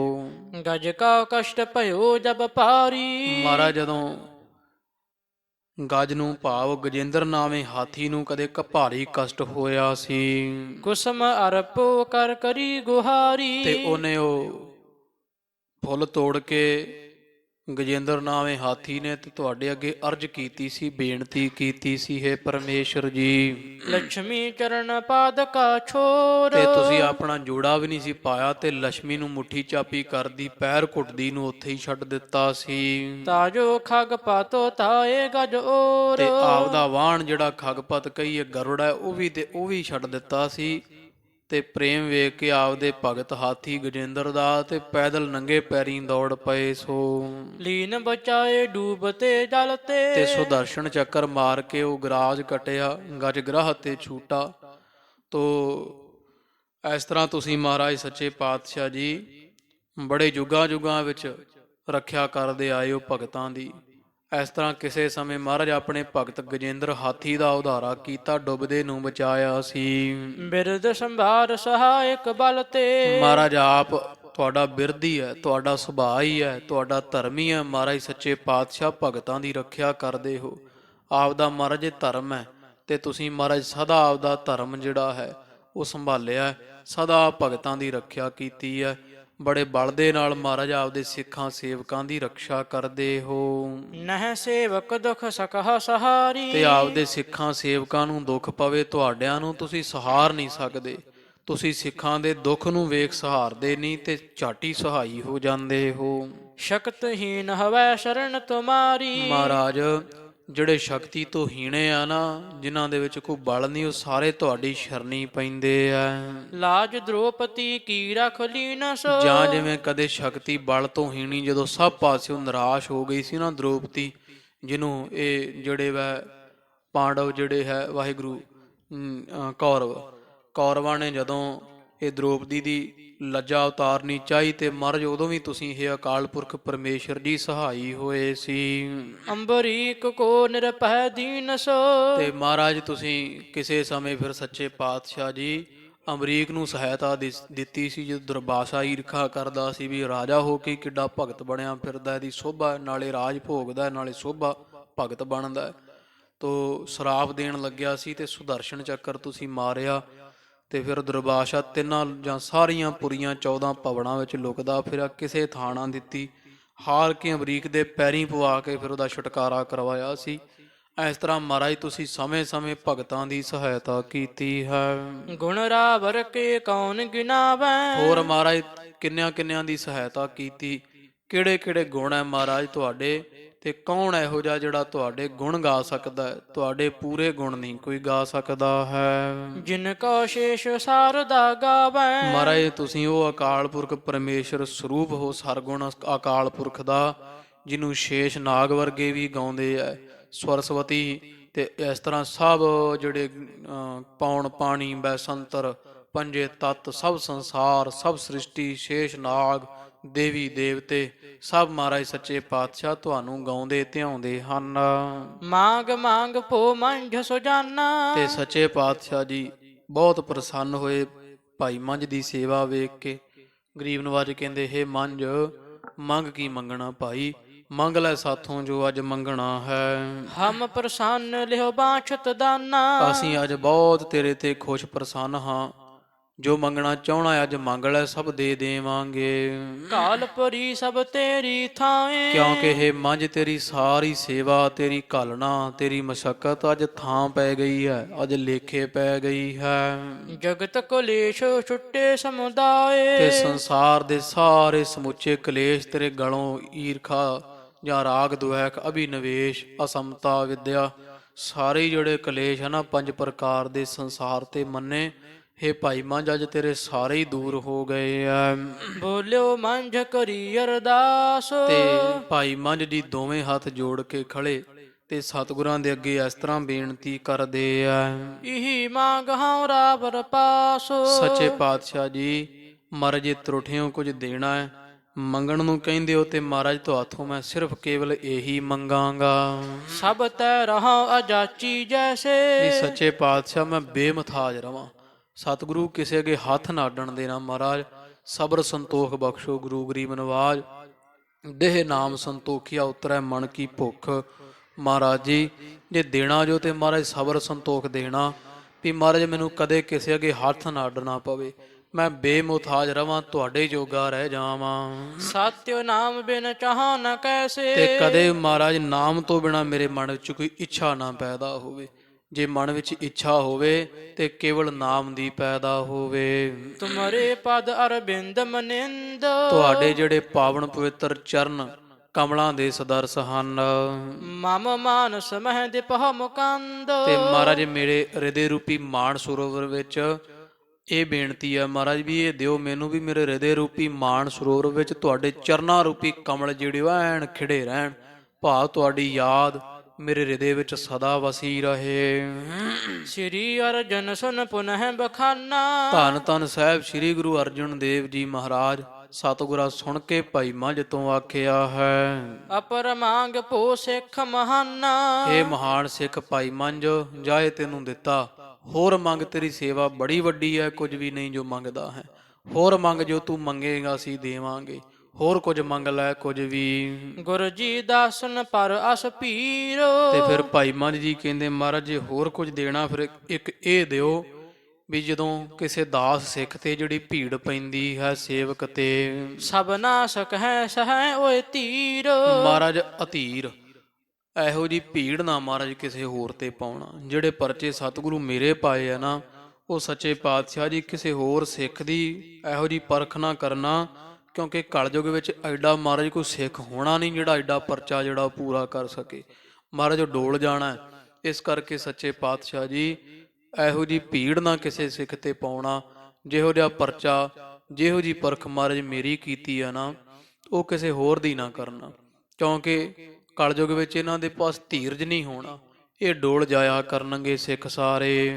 ਸੁਣਹਾ ਮੰਝ ਕੰਚਨ ਮਨ ਮਲ ਮਿਲਿਓ, ਤੇ ਸਾਧ ਸੰਗਤ ਜੀ ਹੁਣ ਵੇਖੋ ਭਾਈ ਮੰਝ ਦੀਆਂ ਕਿੱਡੀ ਸੇਵਾ ਕੀਤੀ, ਤੇ ਜਦੋਂ ਮਹਾਰਾਜ ਤਰੁੱਠੇ ਦੇਣ ਤੇ ਆਏ ਤੇ ਭਾਈ ਮੰਝ ਦੀਆਂ ਮੰਗਿਆ ਤੋਂ ਵੀ ਦੂਜਿਆਂ ਵਾਸਤੇ, ਸਾਡੇ ਵਰਗਿਆਂ ਵਾਸਤੇ, ਵੀ ਮਹਾਰਾਜ ਸੱਚੇ ਪਾਤਸ਼ਾਹ ਭਾਈ ਮੰਝ ਵਰਗੇ ਬ੍ਰਹਮ ਗਿਆਨੀ ਜਾਣਦੇ ਸੀ ਵੀ ਆਉਣ ਵਾਲੇ ਸਮੇਂ ਵਿੱਚ ਜੋ ਖਿਲਾਵੇ ਖੁਣਕੇ ਕੇ ਭਾਜ ਗਏ ਇੱਕ ਟੁਣਕੇ ਤੇ, ਇਹ ਸਭ ਜਿਹੜੇ ਛਕਣ ਛਕਾਉਣ ਵਾਲੇ ਸਿੱਖ ਹੈ। ਤੇ ਇਹ ਵਿਚਾਰ ਕਰਕੇ ਭਾਈ ਮੰਝ ਜੀਆਂ ਜਦੋਂ ਮੰਗਿਆ ਤੇ ਮੰਗਿਆ ਵੀ ਮਹਾਰਾਜ ਕਲਯੁਗ ਵਿੱਚ ਕੋਈ ਐਡਾ ਪ੍ਰਤਾਪੀ ਐਡੇ ਜਿਹੜਾ ਵਾ ਜਿਗਰੇ ਵਾਲਾ ਧੀਰਜ ਵਾਲਾ ਹੋਣਾ ਨਹੀਂ ਕੋਈ, ਮਹਾਰਾਜ ਇਹਨਾਂ ਡੋਲ ਜਾਣਾ ਕਰਨਾ। ਇਹ ਮੰਗਿਆ ਤੇ ਗੁਰੂ ਗਰੀਬ ਨਵਾਜ ਸੱਚੇ ਪਾਤਸ਼ਾਹ ਮਹਾਰਾਜ ਕਹਿੰਦੇ ਭਾਈ ਮੰਝ ਸੁਣੋ ਭਾਈ, ਅਸੀਂ ਪਰਖ ਤਾਂ ਕਰਦੇ ਆਂ ਕਿਉਂਕਿ ਜਿਹੜਾ ਸੋਨਾ ਹੁੰਦਾ ਨਾ, ਸੋਨਾ ਜਦੋਂ ਮਿਲਦਾ ਤੇ ਉਹਦੇ ਵਿੱਚ ਮੈਲ ਮਿਲੀ ਹੁੰਦੀ, ਮੈਲ ਰਲੀ ਹੁੰਦੀ ਹੈ। ਘਟ ਹੈ ਸੋ ਜਿਉਂ ਜਿਉਂ ਅਗਨੀ ਟਲਿਓ, ਤੇ ਜਿਵੇਂ ਜਿਵੇਂ ਫਿਰ ਅਗਨੀ ਤੇ ਰੱਖੀਦਾ ਹੈ ਨਾ, ਅੱਗ ਤੇ ਤਪਾਈ ਦਾ, ਉਵੇਂ ਮੈਲ ਉਹਦੀ ਘਟਦੀ ਜਾਂਦੀ ਹੈ। ਸਿੱਖਾਂ ਦੀ ਪਰਖ ਅਸੀਂ ਤਾਂ ਕਰਦੇ ਹਾਂ, ਸਿੱਖਾਂ ਦੇ ਵਿੱਚ ਜੋ ਕਿ ਮਾੜੀ ਮੋਟੀ ਊਣਤਾ ਹੀ ਹੈ ਨਾ, ਉਗਣਾ ਕੋਈ ਵਕਾਰ ਵਿਸ਼ਾ, ਉਹ ਪਰਖ ਕਸਵੱਟੀ ਹੈ, ਜਾਂ ਕਹੋ ਜਿਹੜੀ ਪਰਖ ਹੈ ਨਾ, ਇਹ ਭਾਈ ਮੰਝ ਉਹ ਲਾਟ ਹੈ ਅੱਗ ਦੀ।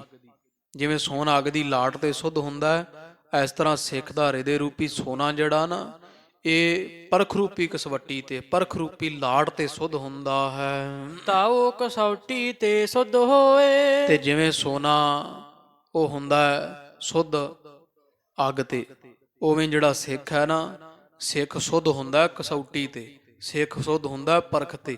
ਪਰਖ ਤੇ ਸਿੱਖੀ ਪਤਾ ਲੱਗਦੀ ਵੀ ਇਹਦੇ ਵਿੱਚ ਕਿੰਨੀ ਸਿੱਖੀ ਹੈ। ਜਿੰਨੀ ਵੱਧ ਪਰਖ ਹੁੰਦੀ ਓਨਾ ਹੀ ਸਿੱਖ ਬਲ ਵਾਲਾ ਬਣਦਾ ਹੈ, ਓਨੇ ਹੀ ਸਿੱਖ ਨੂੰ ਜਿਹੜੇ ਵਾ ਸ਼ੁਭ ਗੁਣ ਪੈਦਾ ਹੁੰਦੇ ਆ। ਕੋਸ ਬਿਖੈਲੇ ਪਈਅਤ ਸੋਏ। ਤੇ ਫਿਰ ਜਦੋਂ ਕੋਈ ਵੀ ਉਹ ਸੋਨਾ ਹੁੰਦਾ ਹੈ, ਉਹ ਜਦੋਂ ਸ਼ੁੱਧ ਹੋ ਜਾਂਦਾ 12 ਵੰਨੀ ਦਾ, ਫਿਰ ਖਜ਼ਾਨੇ 'ਚ ਪਾਉਂਦੇ ਆ ਉਹਨੂੰ, ਜਿਹੜੇ ਹੁੰਦੇ ਜੌਹਰੀ। ਇਸ ਤਰ੍ਹਾਂ ਜਿਹੜਾ ਜਿਹਦੇ ਸਿੱਖ ਦੇ ਜਾਂ ਜਿਹੜਾ ਸਿੱਖ ਰੂਪੀ ਸੋਨਾ ਜਾਂ ਸਿੱਖ ਦੇ ਹਿਰਦੇ ਰੂਪੀ ਸੋਨਾ ਜਦੋਂ ਸ਼ੁੱਧ ਹੋ ਜਾਂਦਾ ਨਾ, ਉਗਣ ਕੱਟੇ ਜਾਂਦੇ ਆ ਪਰਖ ਰੂਪੀ ਅੱਗ ਤੇ ਤਾ ਕੇ, ਗੁਰਸੇਵਾ ਤਪਾ ਸਿਰ ਤਪ। ਤੇ ਫਿਰ ਜਦੋਂ ਸ਼ੁੱਧ ਹੋ ਜਾਂਦਾ ਨਾ ਗੁਰਸਿੱਖ ਦਾ ਹਿਰਦਾ, ਫਿਰ ਪਰਮੇਸ਼ਰ ਅਕਾਲ ਪੁਰਖ ਜਿਹੜਾ ਸ਼ੁੱਧ ਸਰੂਪ ਹੈ, ਜਾਂ ਜਿਹੜਾ ਗੁਰੂ ਰੂਪੀ ਜੌਹਰੀ ਹੈ, ਇਹ ਫਿਰ ਉਸ ਸਿੱਖ ਦੇ ਹਿਰਦੇ ਰੂਪੀ ਸੋਨੇ ਸ਼ੁੱਧ ਹੋਏ ਨੂੰ ਪਰਮੇਸ਼ਰ ਦੇ ਸਰੂਪ ਰੂਪੀ ਖਜ਼ਾਨੇ ਵਿੱਚ ਪਾ ਦਿੰਦਾ ਹੈ, ਭਾਵ ਅਕਾਲ ਪੁਰਖ ਨਾਲ ਅਭੇਦ ਕਰ ਦਿੰਦਾ ਹੈ। ਜੋ ਸਤਿਗੁਰ ਕੇ ਸਿੱਖ ਉਦਾਰੇ।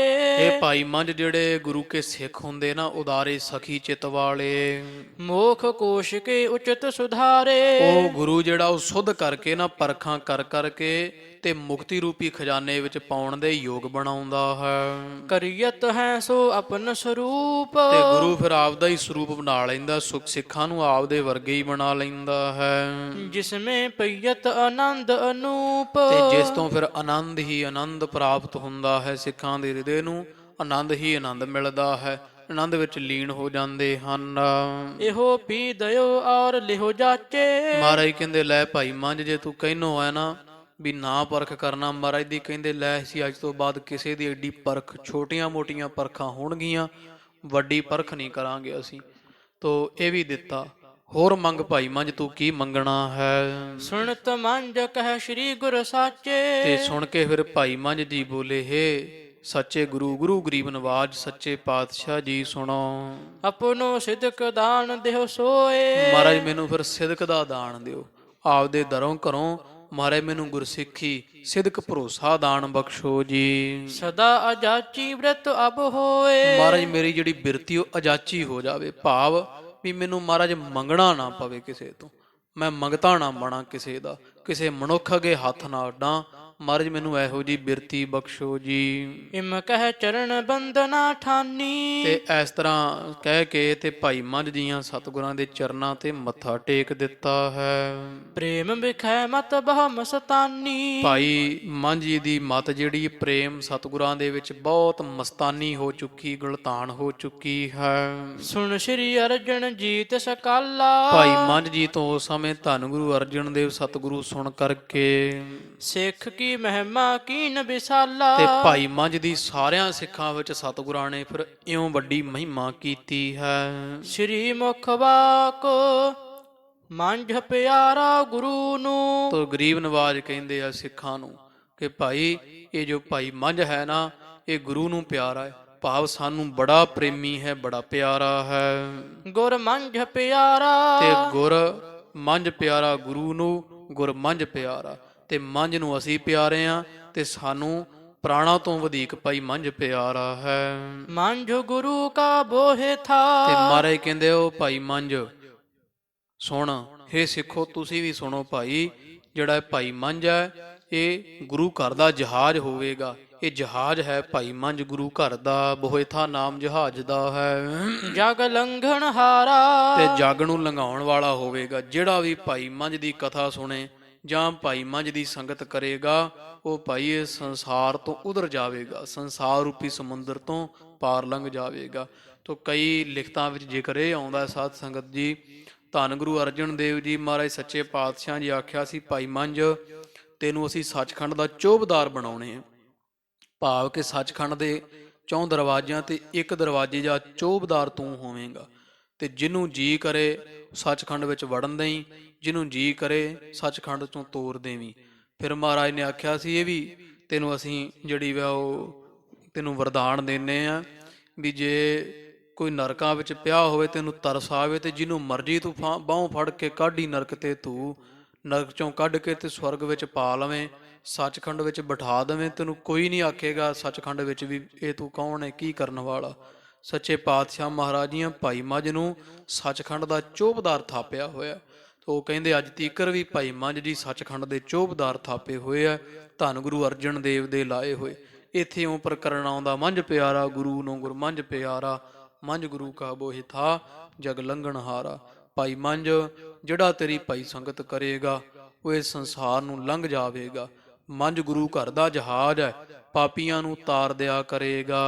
ਚੌਪਈ ਅੰਗ ਸੰਗ ਕਰ ਪ੍ਰੇਮ ਲਗਾਇਆ। ਤੇ ਸੱਚੇ ਪਾਤਸ਼ਾਹ ਜੀ ਗਲਵਕੜੀ ਵਿੱਚ ਲੈ ਕੇ ਭਾਈ ਮੰਝ ਨੂੰ ਬੜਾ ਪ੍ਰੇਮ ਜਤਾਇਆ ਹੈ। ਆਤਮ ਗਿਆਨ ਤੁਰਤ ਹੀ ਪਾਇਆ। ਜਦੋਂ ਹੀ ਗੁਰੂ ਅਰਜਨ ਦੇਵ ਜੀ ਮਹਾਰਾਜ ਜੀ ਗਲਵਕੜੀ ਵਿੱਚ ਗਲ ਲਾਇਆ ਭਾਈ ਮੰਝ ਨੂੰ, ਤੇ ਉਸੇ ਛੇਣੀ ਬ੍ਰਹਮ ਗਿਆਨ ਦੀ ਦਾਤ ਪ੍ਰਾਪਤ ਹੋਈ, ਆਤਮ ਗਿਆਨ ਪ੍ਰਾਪਤ ਹੋਇਆ ਹੈ।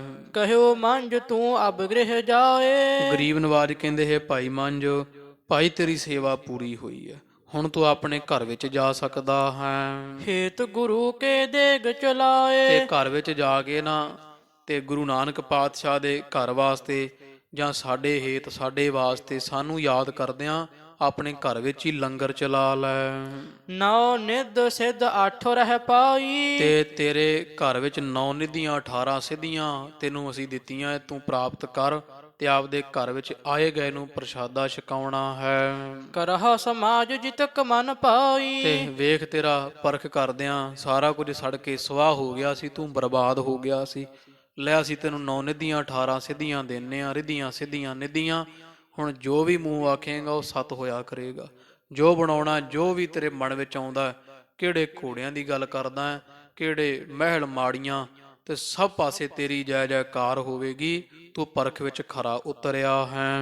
ਇਮੋ ਕਹਿ ਚੜ੍ਹ ਡੇਰਣ ਕਹੋ ਆਏ। ਇਸ ਤਰ੍ਹਾਂ ਭਾਈ ਮੰਝ ਜੀ ਮਹਾਰਾਜ ਦੀ ਪ੍ਰਸੰਨਤਾ ਲੈ ਕੇ ਆਪਣੇ ਘਰ ਆਏ ਹੈ, ਜਾਂ ਗੁਰੂ ਅਰਜਨ ਦੇਵ ਮਹਾਰਾਜ ਤੇ ਸਿੱਖਾਂ ਸਮੇਤ ਸੱਚੇ ਪਾਤਸ਼ਾਹ ਜੀ ਅੰਮ੍ਰਿਤਸਰ ਸਾਹਿਬ ਪੁੱਜੇ ਹਨ। ਸਭ ਮਹਿ ਸੁਜਾਸ ਪਇਓ ਬਿਦਤਾਏ। ਇਧਰ ਸਾਰੀ ਸੰਗਤ ਵਿੱਚ ਪ੍ਰਤੱਖ ਪ੍ਰਗਟ ਹੀ ਭਾਈ ਮੰਝ ਜੀ ਦੀ ਵਡਿਆਈ ਹੋ ਰਹੀ ਹੈ। ਮੰਝ ਗਇਓ ਗ੍ਰਹਿ ਸਭ ਕੁਛ ਪਾਇਓ। ਤੇ ਭਾਈ ਮੰਝ ਜੀ ਘਰ ਵਿੱਚ ਗਏ, ਗੁਰੂ ਅਰਜਨ ਦੇਵ ਮਹਾਰਾਜ ਦੇ ਘਰੋਂ ਰਿਧੀਆਂ ਸਿੱਧੀਆਂ ਮਿਲੀਆਂ, ਨਿਧੀਆਂ ਮਿਲੀਆਂ, ਜਿਸ ਕਰਕੇ ਕੁਝ ਹੀ ਸਮੇਂ ਵਿੱਚ ਬੜੀ ਰੌਣਕ ਲੱਗੀ। ਜਿਵੇਂ ਪਹਿਲਾਂ ਇਹ ਚੌਧਰੀ ਸੀ, ਬੜਾ ਜਗੀਰਦਾਰ ਸੀ, ਘੋੜੀਆਂ ਘੋੜੇ ਤਬੇਲੇ ਵੱਡੇ ਮਈਆਂ ਆਦਿਕ ਇਹਦੀ ਜਿਵੇਂ ਪਹਿਲਾਂ ਚੌਧਰ ਸੀ, ਉਸੇ ਤਰ੍ਹਾਂ ਹੀ ਭਾਈ ਮੰਝ ਦੀ ਜੈ ਜੈਕਾਰ ਕੁਝ ਸਮੇਂ ਵਿੱਚ ਫੇਰ ਹੋ ਗਈ ਹੈ। ਇਸਤਰੀ ਪੁੱਤਰ ਸੁਤਾ ਗੁਣ ਗਾਇਓ। ਤੇ ਸਾਰੇ ਗੁਰੂ ਅਰਜਨ ਦੇਵ ਮਹਾਰਾਜ ਦੇ ਗੁਣ ਗਾਉਂਦੇ ਆ, ਇਹਦੀ ਪਤਨੀ ਵੀ, ਇਹਦੀ ਪੁੱਤਰੀ ਵੀ, ਇਹਦਾ ਪੁੱਤਰ, ਸਭ ਗੁਰੂ ਅਰਜਨ ਦੇਵ ਮਹਾਰਾਜ ਨੂੰ ਧਿਆਉਂਦੇ ਗੁਣ ਗਾਉਂਦੇ ਆ। ਮਨ ਅਨੇਕ ਹੀ ਅੰਨ ਪਕਾਵੈ। ਤੇ ਅਨੇਕਾਂ ਮਣ ਅੰਨ ਜਿਹੜਾ ਭਾਈ ਮੰਝ ਦੇ ਹੁਣ ਘਰ ਵਿੱਚ ਪੱਕਦਾ, ਜਿਹਦੇ ਘਰੇ ਕਦੇ ਰੋਟੀ ਖਾਣ ਨੂੰ ਨਹੀਂ ਸੀ, ਅੱਜ ਅਨੇਕਾਂ ਮਣ ਹਜ਼ਾਰਾਂ ਮਣ ਅੰਨ ਜਿਹੜਾ ਭਾਈ ਮੰਝ ਦੇ ਘਰ ਡੇਲੀ ਨਿਤਾ ਪ੍ਰਤੀ ਪੱਕਦਾ, ਲੰਗਰ ਚੱਲਦੇ ਆ। ਗੁਰੂ ਅਰਥ ਅਰਥੀਨ ਅਚਾਵੈ। ਤੇ ਜਿਹੜੇ ਲੋੜਵੰਦ ਹੈ ਉਹ ਗੁਰੂ ਸੱਚੇ ਪਾਤਸ਼ਾਹ ਨੂੰ ਯਾਦ ਕਰਦਾ ਹੋਇਆ ਗੁਰੂ ਕੇ ਸਿੱਖਾਂ ਨੂੰ, ਭੁੱਖਿਆਂ ਨੂੰ, ਲੋੜਵੰਦਾਂ ਨੂੰ ਘਰ ਵਿੱਚ ਭਾਈ ਮੰਝ ਪੰਗਤ ਲਾਉਂਦਾ ਤੇ ਲੰਗਰ ਦਿਨ ਰਾਤ ਚਲਾਉਂਦਾ ਹੈ। ਸਰਬ ਪਰਿਵਾਰ ਸੰਗ ਸੁਖ ਪਾਏ। ਤੇ ਸਾਰਾ ਪਰਿਵਾਰ ਨਾਲ ਹੈ ਭਾਈ ਮੰਝ ਦੇ, ਬੜਾ ਸੁਖ ਪ੍ਰਾਪਤ ਹੋ ਰਿਹਾ ਹੈ। ਭਇਓ ਮੁਕਤ ਗੁਰ ਕੇ ਗੁਣ ਗਾਏ। ਇਸ ਤਰ੍ਹਾਂ ਕਵੀ ਜੀ ਕਹਿੰਦੇ ਭਾਈ ਮੰਝ ਗੁਰੂ ਕੇ ਗੁਣ ਗਾਉਂਦਾ ਗਾਉਂਦਾ ਮੁਕਤੀ ਨੂੰ ਪ੍ਰਾਪਤ ਹੋਇਆ। ਸਹਿਓ ਕਸੌਟੀ ਉਤਰਿਓ ਪੂਰਾ। ਇਹ ਹੈ ਜਿਹਦੀ ਤੁਸੀਂ ਕਥਾ ਸੁਣੀ ਭਾਈ ਮੰਝ ਜੀ, ਜਿਹੜੇ ਗੁਰੂ ਕੀ ਪਰਖ ਤੇ ਕਸੌਟੀ ਤੇ ਰਾਮ ਕਸੌਟੀ ਸੋ ਸਹਿ ਜੋ ਮਰਜੀਵਾ ਹੋਏ। ਇਹ ਮਰਜੀਵੜੇ ਸਿੱਖ ਭਾਈ ਮੰਝ ਜੀ, ਜਿਨ੍ਹਾਂ ਨੇ ਗੁਰੂ ਕੀ ਕਸੌਟੀ ਸਹੀ ਤੇ ਪਰਖ ਵਿੱਚ ਪੂਰੇ ਸੂਰੇ ਉਤਰੇ ਆ। ਅੰਤ ਪਾਏ ਉੱਤਮ ਪਦ ਰੂਰਾ। ਤੇ ਜਿਨ੍ਹਾਂ ਨੇ ਇਸ ਤਰ੍ਹਾਂ ਕਸੌਟੀ ਪੂਰੀ ਕੀਤੀ, ਪਰਖ ਤੇ ਖਰੇ ਉਤਰੇ, ਮਾਰੇ ਕਹਿੰਦੇ ਕਵੀ ਸੰਤੋਖ ਸਿੰਘ ਜੀ ਕਹਿੰਦੇ ਅੰਤਲੇ ਸਮੇਂ ਭਾਈ ਉੱਤਮ ਪਦਵੀਆਂ ਪ੍ਰਾਪਤ ਹੋਈਆਂ। ਉਹਨਾਂ ਨੂੰ ਉੱਚੇ ਪਦਵੀਆਂ ਬ੍ਰਹਮ ਗਿਆਨੀਆਂ ਦੇ, ਗੁਰਮੁਖਾਂ ਗੁਰਸਿੱਖਾਂ ਵਾਲੇ, ਸੰਤਾਂ ਭਗਤਾਂ ਵਾਲੇ ਅਹੁਦੇ ਪ੍ਰਾਪਤ ਹੋਏ ਆ। ਦੋਹਰਾ ਸ਼੍ਰੀ ਅੰਮ੍ਰਿਤਸਰ ਕੋ ਰਚਿਤੋ। ਤੇ ਇਸ ਤਰ੍ਹਾਂ ਕਵੀ ਜੀ ਕਹਿੰਦੇ ਧੰਨ ਗੁਰੂ ਅਰਜਨ ਦੇਵ ਜੀ ਮਹਾਰਾਜ ਇੱਥੇ ਅੰਮ੍ਰਿਤਸਰ ਸਾਹਿਬ ਪਹੁੰਚੇ। ਅੰਮ੍ਰਿਤਸਰ ਸਾਹਿਬ ਦਾ ਪਾਵਨ ਪਵਿੱਤਰ ਸਰੋਵਰ ਰਚਿਆ ਗਿਆ ਹੈ। ਗਮਨੇ ਗੋਇੰਦਵਾਲ। ਤੇ ਇੱਥੇ ਕੁਝ ਸੇਵਾ ਕਰਾਉਣ ਤੋਂ ਬਾਅਦ ਗੁਰੂ ਗਰੀਬ ਨਵਾਜ ਸੱਚੇ ਪਾਤਸ਼ਾਹ ਜੀ ਗੋਇੰਦਵਾਲ ਸਾਹਿਬ ਦੀ ਧਰਤੀ ਤੇ ਪਹੁੰਚੇ ਆ। ਖਾਸੇ ਪਾਰੋ ਸ਼੍ਰੀ ਪ੍ਰਭ ਚੜ੍ਹੇ। ਤੇ ਗੁਰੂ ਗਰੀਬ ਨਵਾਜ ਸੱਚੇ ਪਾਤਸ਼ਾਹ ਇਸ ਤਰ੍ਹਾਂ ਪਹੁੰਚੇ, ਪਾਲਕੀ ਵਿੱਚ ਚੜ੍ਹ ਕੇ ਗਰੀਬ ਨਵਾਜ ਗੋਇੰਦਵਾਲ ਸਾਹਿਬ ਪਹੁੰਚੇ ਆ। ਸੰਗਤ ਸੰਗ ਵਿਸਾਲ। ਗੁਰੂ ਅਰਜਨ ਦੇਵ ਜੀ ਮਹਾਰਾਜ ਦੇ ਨਾਲ ਬਹੁਤ ਸੰਗਤਾਂ ਦੀ ਗਿਣਤੀ ਹੈ। ਚੌਪਈ ਦੇਸ਼ ਵਿਦੇਸ਼ਣ ਸੰਗਤ ਆਵੈ। ਗਰੀਬ ਨਵਾਜ ਦੇ ਦਰਸ਼ਨਾਂ ਵਾਸਤੇ ਦੇਸ਼ਾਂ ਵਿਦੇਸ਼ਾਂ ਚੋਂ ਸੰਗਤਾਂ ਆਉਂਦੀਆਂ ਨੇ ਦਰਸ਼ਨ ਕਰ ਮਨ ਬਾਛਤ ਪਾਵੈ। ਤੇ ਜੋ ਮਹਾਰਾਜ ਦੇ ਦਰਸ਼ਨ ਕਰਨ ਆਉਂਦੇ ਮਨ ਇੱਛੇ ਪਦਾਰਥਾਂ ਦੀ ਪ੍ਰਾਪਤੀ ਹੁੰਦੀ ਹੈ। ਜੋ ਮੰਗੈ ਠਾਕੁਰ ਆਪਣੇ ਤੇ ਸੋਈ ਸੋਈ ਦੇਵੈ। ਨਾਨਕ ਦਾਸ ਮੁਖ ਤੇ ਜੋ ਬੋਲੈ ਇਹਾਂ ਉਹਾਂ ਸੱਚ ਹੋਵੈ। ਸਭ ਪਾਸੇ ਮਹਾਰਾਜ ਦੀ ਜੈ ਜੈਕਾਰ ਹੋ ਰਹੀ ਹੈ। ਸੰਗਤਾਂ ਦਰਸ਼ਨ ਕਰਨ ਆਉਂਦੀਆਂ। ਜੋ ਵੀ ਮਹਾਰਾਜ ਦੇ ਅੱਗੇ ਅਰਦਾਸ ਕਰਦਾ ਕੋਈ ਉਸੇ ਦੀ ਅਰਦਾਸ ਪੂਰਨ ਹੁੰਦੀ ਹੈ। ਮਨ ਇੱਛੇ ਫਲ ਪ੍ਰਾਪਤ ਹੁੰਦੇ ਆ। ਆਨਹਿ ਅਨਕ ਪ੍ਰਕਾਰ ਅਕੋਰ। ਸੰਗਤਾਂ ਗਰੀਬ ਨਵਾਜ ਦੇ ਦਰਸ਼ਨਾਂ ਵਾਸਤੇ ਅਨੇਕਾਂ ਤਰ੍ਹਾਂ ਦੀਆਂ ਭੇਟਾਵਾਂ ਲੈ ਲੈ ਪਹੁੰਚਦੀਆਂ ਨੇ। ਧਰ ਕਰ ਬੰਦਤ ਹੈ ਕਰ ਜੋਰ। ਮਹਾਰਾਜ ਦੇ ਅੱਗੇ ਦਰਸ਼ਨੀ ਭੇਟਾ ਰੱਖ ਰੱਖ ਕੇ ਸਤਿਗੁਰਾਂ ਦੇ ਦਰਸ਼ਨ ਕਰਦੀਆਂ ਤੇ ਹੱਥ ਜੋੜ ਕੇ ਅਰਦਾਸਾਂ ਕਰਦੀਆਂ ਨੇ। ਜਾਮ ਜਾਮਨੀ ਤੇ ਗੁਰ ਜਾਗੈ। ਸਤਿਗੁਰਾਂ ਦੀ ਨਿਤ ਕਿਰਿਆ ਦੱਸ ਰਹੇ ਕਵੀ ਜੀ। ਗੁਰੂ ਅਰਜਨ ਦੇਵ ਜੀ ਮਹਾਰਾਜ ਇੱਕ ਪਹਿਰ ਰਾਤ ਰਹਿੰਦਿਆਂ ਜਾਗ ਜਾਂਦੇ ਆ। ਜਦੋਂ ਆ 3 ਵਜੇ ਦਾ ਅੰਮ੍ਰਿਤ ਵੇਲੇ ਸਮਾਂ ਹੁੰਦਾ ਤੇ ਗਰੀਬ ਨਵਾਜ ਜਾਗ ਜਾਂਦੇ ਹਨ। ਸੌਚਾਚਾਰ ਕਰਨ ਅਨੁਰਾਗੈ। ਤੇ ਫਿਰ ਸੌਚਾਚਾਰ ਭਾਵ ਉਹਦੇ ਸਰੀਰ ਦੀ ਸੋਧ ਦੀ ਕਿਰਿਆ ਵਿੱਚ ਪ੍ਰੇਮੀ ਹੁੰਦੇ ਆ। ਸੀਤਲ ਜਲ ਤੇ ਕਰਹਿ ਸਨਾਨ। ਤੇ ਠੰਡੇ ਜਲ ਦੇ ਨਾਲ ਗਰੀਬ ਨਵਾਜ ਇਸ਼ਨਾਨ ਕਰਦੇ ਹਨ। ਲਾਏ ਸਮਾਦ ਧਰਹਿ ਔਰ ਧਿਆਨ। ਤਿਆਰ ਬਰ ਤਿਆਰ ਹੋ ਕਰਕੇ ਗਰੀਬ ਨਵਾਜ ਸੱਜ ਜਾਂਦੇ ਆ ਸਿੰਘਾਸਣ ਤੇ ਹਿਰਦੇ ਵਿੱਚ ਧਿਆਨ ਲਾ ਲੈਂਦੇ ਆ। ਧਿਆਨ ਵਿੱਚ ਸਮਾਧੀ ਵਿੱਚ ਮਗਨ ਹੋ ਜਾਂਦੇ ਆ। ਨਿਜ ਸਰੂਪ ਮਹਿ ਥਿਰਤਾ ਗਹਿ। ਤੇ ਮਹਾਰਾਜ ਆਪਦੇ ਸੁੱਧ ਸਰੂਪ ਬ੍ਰਹਮ ਸਰੂਪ ਵਿੱਚ ਹੀ ਆਪਦੀ ਥਿਰਤਾ ਜਿਹੜੀ ਉਹ ਗ੍ਰਹਿਣ ਕਰ ਲੈਂਦੇ ਹਨ। ਪੁੰਨ ਪਾਪ ਜਹ ਲਿਪਤੋ ਨਾ ਅਹੈ। ਉਹ ਸਰੂਪ ਵਿੱਚ ਪਹੁੰਚ ਜਾਂਦੇ ਮਹਾਰਾਜ ਜਿੱਥੇ ਪਾਪ ਪੁੰਨ ਤਹਿ ਭਈ ਕਹਾਵਤ। ਜਿੱਥੇ ਪਾਪ ਪੁੰਨ ਕੁਝ ਵੀ ਲੇਪ ਨਹੀਂ ਪਾਉਂਦੇ ਨਹੀਂ ਹਨ। ਚੇਤਨ ਸੁਧ ਅਖੰਡ ਆਨੰਦ। ਜਿਹੜਾ ਸਰੂਪ ਚੇਤਨ ਵਿਆਪਕ ਹੈ, ਸੁੱਧ ਸ਼੍ਰੇਸ਼ਟ ਪਵਿੱਤਰ ਹੈ, ਅਖੰਡ ਇੱਕ ਰਸ ਤੇ ਆਨੰਦ ਸਰੂਪ ਹੈ। ਏਕੋ ਰਸ ਆਤਮ ਸਦਾ ਮੁਕੰਦ। ਜਿਹੜਾ ਆਤਮ ਸਰੂਪ ਇੱਕ ਰਸ ਹੈ, ਨਿਰੰਤਰ ਹੈ, ਸਦਾ ਮੁਕਤੀ ਦਾ ਮੁੱਢ ਦਾਤਾ ਹੈ, ਅਕਾਲ ਪੁਰਖ ਬ੍ਰਹਮ ਪਰਮੇਸ਼ਰ। ਆਸਾ ਵਾਰ ਰਬਾਬੀ ਗਾਵਹਿ। ਇਧਰ ਮਹਾਰਾਜ ਦੇ ਹਜੂਰ ਉਹਨੇ ਸਮੇਂ ਨੂੰ ਰਬਾਬੀ ਸਿੱਖ ਪਹੁੰਚ ਜਾਂਦੇ ਆ। ਸਤਿਗੁਰਾਂ ਦੇ ਪਾਸ ਆਸਾ ਦੀ ਵਾਰ ਦਾ ਕੀਰਤਨ ਹੁੰਦਾ ਹੈ। ਸੰਗਤ ਸੁਨਹਿ ਕਲੂਖਨ ਸਾਵਹਿ। ਤੇ ਸਾਰੀ ਸੰਗਤ ਸੁਣ ਕੇ ਆਸਾ ਦੀ ਵਾਰ ਦੀ ਪਾਵਨ ਗੁਰਬਾਣੀ ਕੀਰਤਨ ਸੁਣ ਕੇ ਆਪਦੇ ਸਾਰੇ ਪਾਪ ਨਾਸ਼ ਕਰ ਲੈਂਦੇ ਆ। ਅਨੇਕ ਭਾਂਤ ਕੇ ਸੁੰਦਰ ਰਾਗ।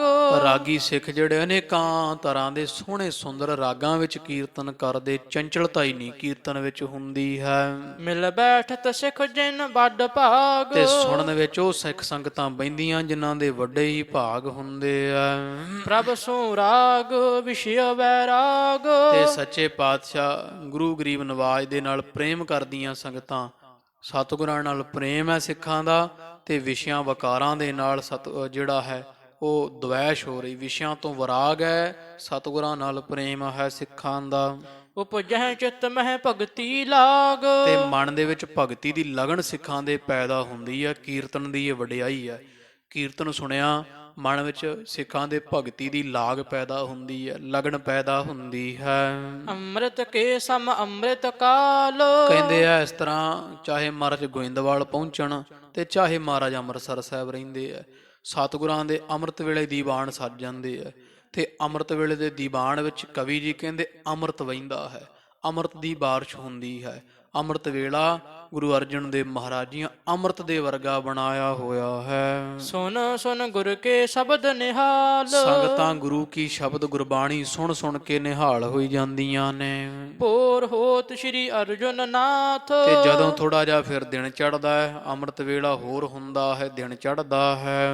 ਕੁੰਕਮ ਚੰਦਨ ਤਿਲਕ ਸੁਮਾਥ। ਤੇ ਕੇਸਰ ਚੰਦਨ ਦਾ ਤਿਲਕ ਸੱਚੇ ਪਾਤਸ਼ਾਹ ਜੀ ਮੱਥੇ ਤੇ ਸਜਾਉਂਦੇ ਹੈ। ਸੂਖਮ ਸੇਤ ਵਸਤਰ ਤਨ ਧਰੈ। ਤੇ ਬਰੀਕ ਤੰਦ ਦੇ ਜਿਹੜੇ ਨਾ ਸੂਤ ਦੇ ਬਸਤਰ ਜਿਹੜੇ ਆ ਸੱਚੇ ਪਾਤਸ਼ਾਹ ਚਿੱਟੇ ਬਸਤਰ ਜਿਹੜੇ ਬਿਲਕੁਲ ਸੂਖਮ ਧਾਗੇ ਦੇ ਆ ਗਰੀਬ ਨਵਾਜ ਸਰੀਰ ਤੇ ਪਾਉਂਦੇ ਪਹਿਨਦੇ ਆ। ਬੈਠ ਬਹਿਰ ਸਿੱਖਣ ਅਘ ਹਰੈ। ਤੇ ਬਾਹਰ ਪੰਡਾਲ ਵਿੱਚ ਦੀਵਾਨ ਵਿੱਚ ਬਹਿ ਕੇ ਸਿੱਖਾਂ ਦੇ ਪਾਪਾਂ ਦਾ ਨਾਸ਼ ਕਰਦੇ ਆ। ਜਥਾ ਉਦੈ ਹੋਏ ਰੱਬ ਭਗਵਾਨ। ਕਹਿੰਦੇ ਗਰੀਬ ਨਵਾਜ ਦੀਵਾਨ ਵਿੱਚ ਜਦੋਂ ਆਉਂਦੇ ਆ ਤੇ ਐਂ ਖੇੜਾ ਹੋ ਜਾਂਦਾ ਜਿਵੇਂ ਅੰਮ੍ਰਿਤ ਵੇਲੇ ਸੂਰਜ ਚੜ੍ਹਦਾ ਤੇ ਖੇੜੇ ਖੁਸ਼ੀਆਂ ਹੁੰਦੇ ਲੋਕਾਂ ਨੂੰ। ਸੂਰਜ ਭਗਵਾਨ ਚੜ ਜਾਂਦਾ ਹੈ। ਕਰਹਿ ਪੁਨੀਤ ਸਬੋਧ ਜਹਾਨ। ਤੇ ਜਿਵੇਂ ਉਹ ਸਾਰੇ ਸੰਸਾਰ ਨੂੰ ਗਿਆਨ ਭਾਵ ਕੇ ਜਾਗਰਤ ਅਵਸਥਾ ਵਿੱਚ ਸੂਰਜ ਲੈ ਆਉਂਦਾ, ਪਹਿਲਾਂ ਸੁੱਤੇ ਹੁੰਦੇ ਆ, ਸੂਰ ਚੜ੍ਹਦਿਆਂ ਸਾਰਾ ਸੰਸਾਰ ਜਾਗਰਤ ਅਵਸਥਾ ਵਿੱਚ ਹੋ ਜਾਂਦਾ ਹੈ। ਤਥਾ ਗੁਰੂ ਅਰਜਨ ਹੋਏ ਜਾਹਰ। ਕਹਿੰਦੇ ਇਸ ਤਰ੍ਹਾਂ ਧੰਨ ਗੁਰੂ ਅਰਜਨ ਦੇਵ ਜੀ ਮਹਾਰਾਜ ਜਦੋਂ ਅੰਮ੍ਰਿਤ ਵੇਲੇ ਪੰਡਾਲ ਵਿੱਚ ਬਹਿੰਦੇ ਆ ਨਾ, ਕਹਿੰਦੇ ਮਾਨੋ ਜਿਵੇਂ ਸੂਰ ਚੜ੍ਹੇ ਤੇ ਹਨੇਰਾ ਦੂਰ ਹੋ ਜਾਂਦਾ ਹੈ, ਇਸ ਤਰ੍ਹਾਂ ਗਰੀਬ ਨਵਾਜ ਦੇ ਸਿੰਘਾਸਣ ਤੇ ਸਜਣ ਤੇ, ਪੰਡਾਲ ਸਜਾਉਣ ਤੇ, ਦਰਸ਼ਨ ਦੇਣ ਤੇ ਸਾਰੇ ਪਾਪਾਂ ਦਾ ਹਨੇਰਾ ਦੂਰ ਹੋ ਜਾਂਦਾ। ਤੇ ਜਿਵੇਂ ਸੂਰਜ ਨੂੰ ਵੇਖ ਵੇਖ ਕਮਲ ਖਿੜਦੇ ਆ ਸਿੱਖਾਂ ਦੇ ਹਿਰਦੇ, ਧੰਨ ਗੁਰੂ ਅਰਜਨ ਦੇਵ ਜੀ ਮਹਾਰਾਜ ਦੇ ਦਰਸ਼ਨ ਕਰ ਕਰਕੇ ਖਿੜ ਜਾਂਦੇ ਆ। ਜਦੋਂ ਦਿਨ ਚੜ੍ਹਨ ਤੇ ਜਿਵੇਂ ਉਹ ਆਲਸ ਤਿਆਗ ਕੇ ਸਭ ਆਪਣੇ ਕੰਮੀ ਕਾਰੀ ਲੱਗ ਜਾਂਦੇ, ਜਾਗਰਤ ਅਵਸਥਾ ਵਿੱਚ ਆ ਜਾਂਦੇ ਸਰੀਰ ਦੇ।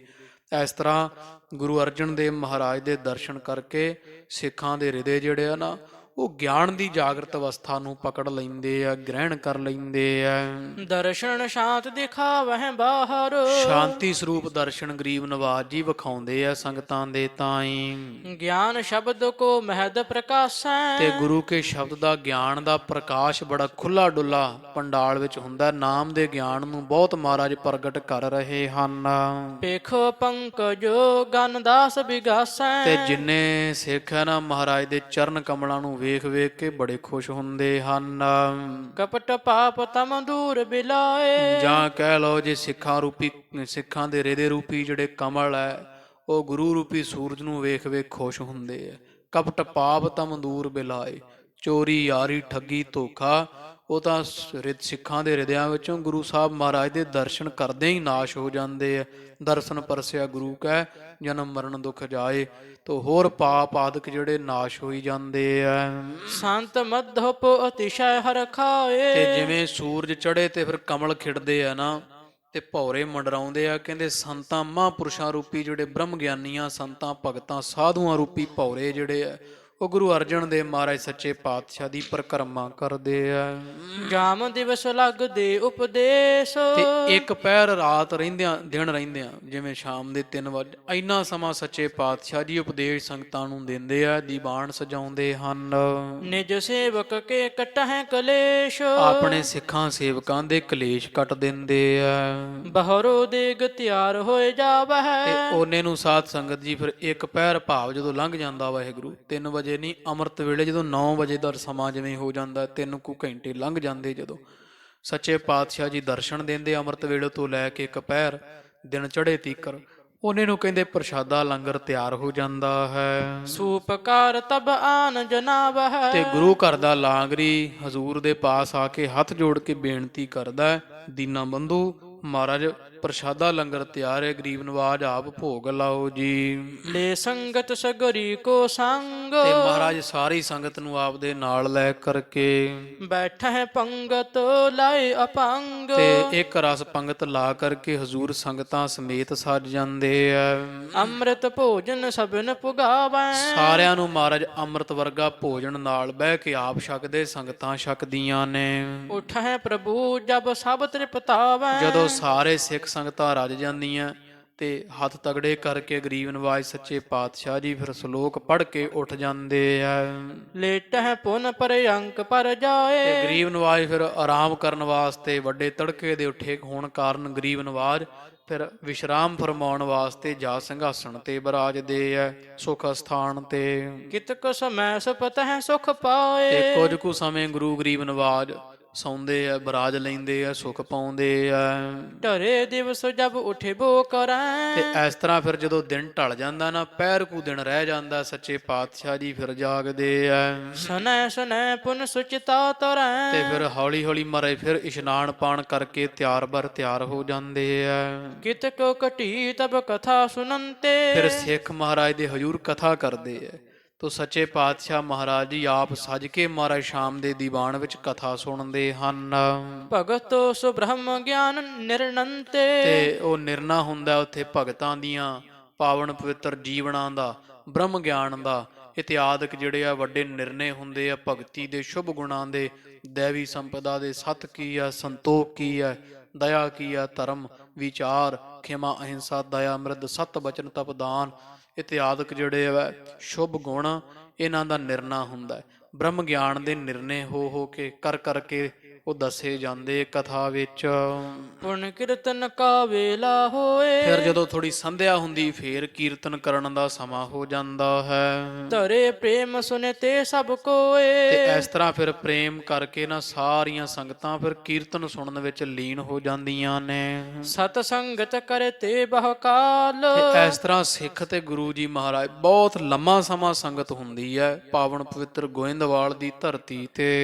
ਮੇਟਹਿ ਦਾਸਨ ਕੇ ਜਮ ਜਾਲ, ਗਰੀਬ ਨਵਾਜ ਆਪਣੇ ਦਾਸਾਂ ਸਿੱਖਾਂ ਸੇਵਕਾਂ ਦੇ ਸਾਰੇ ਜਮਾਂ ਦੇ ਪਾਏ ਹੋਏ ਫਾਹੇ ਜਿਹੜੇ ਨਾ ਜਮਾਂ ਦੇ ਜਾਲ ਕੱਟ ਰਹੇ ਹਨ।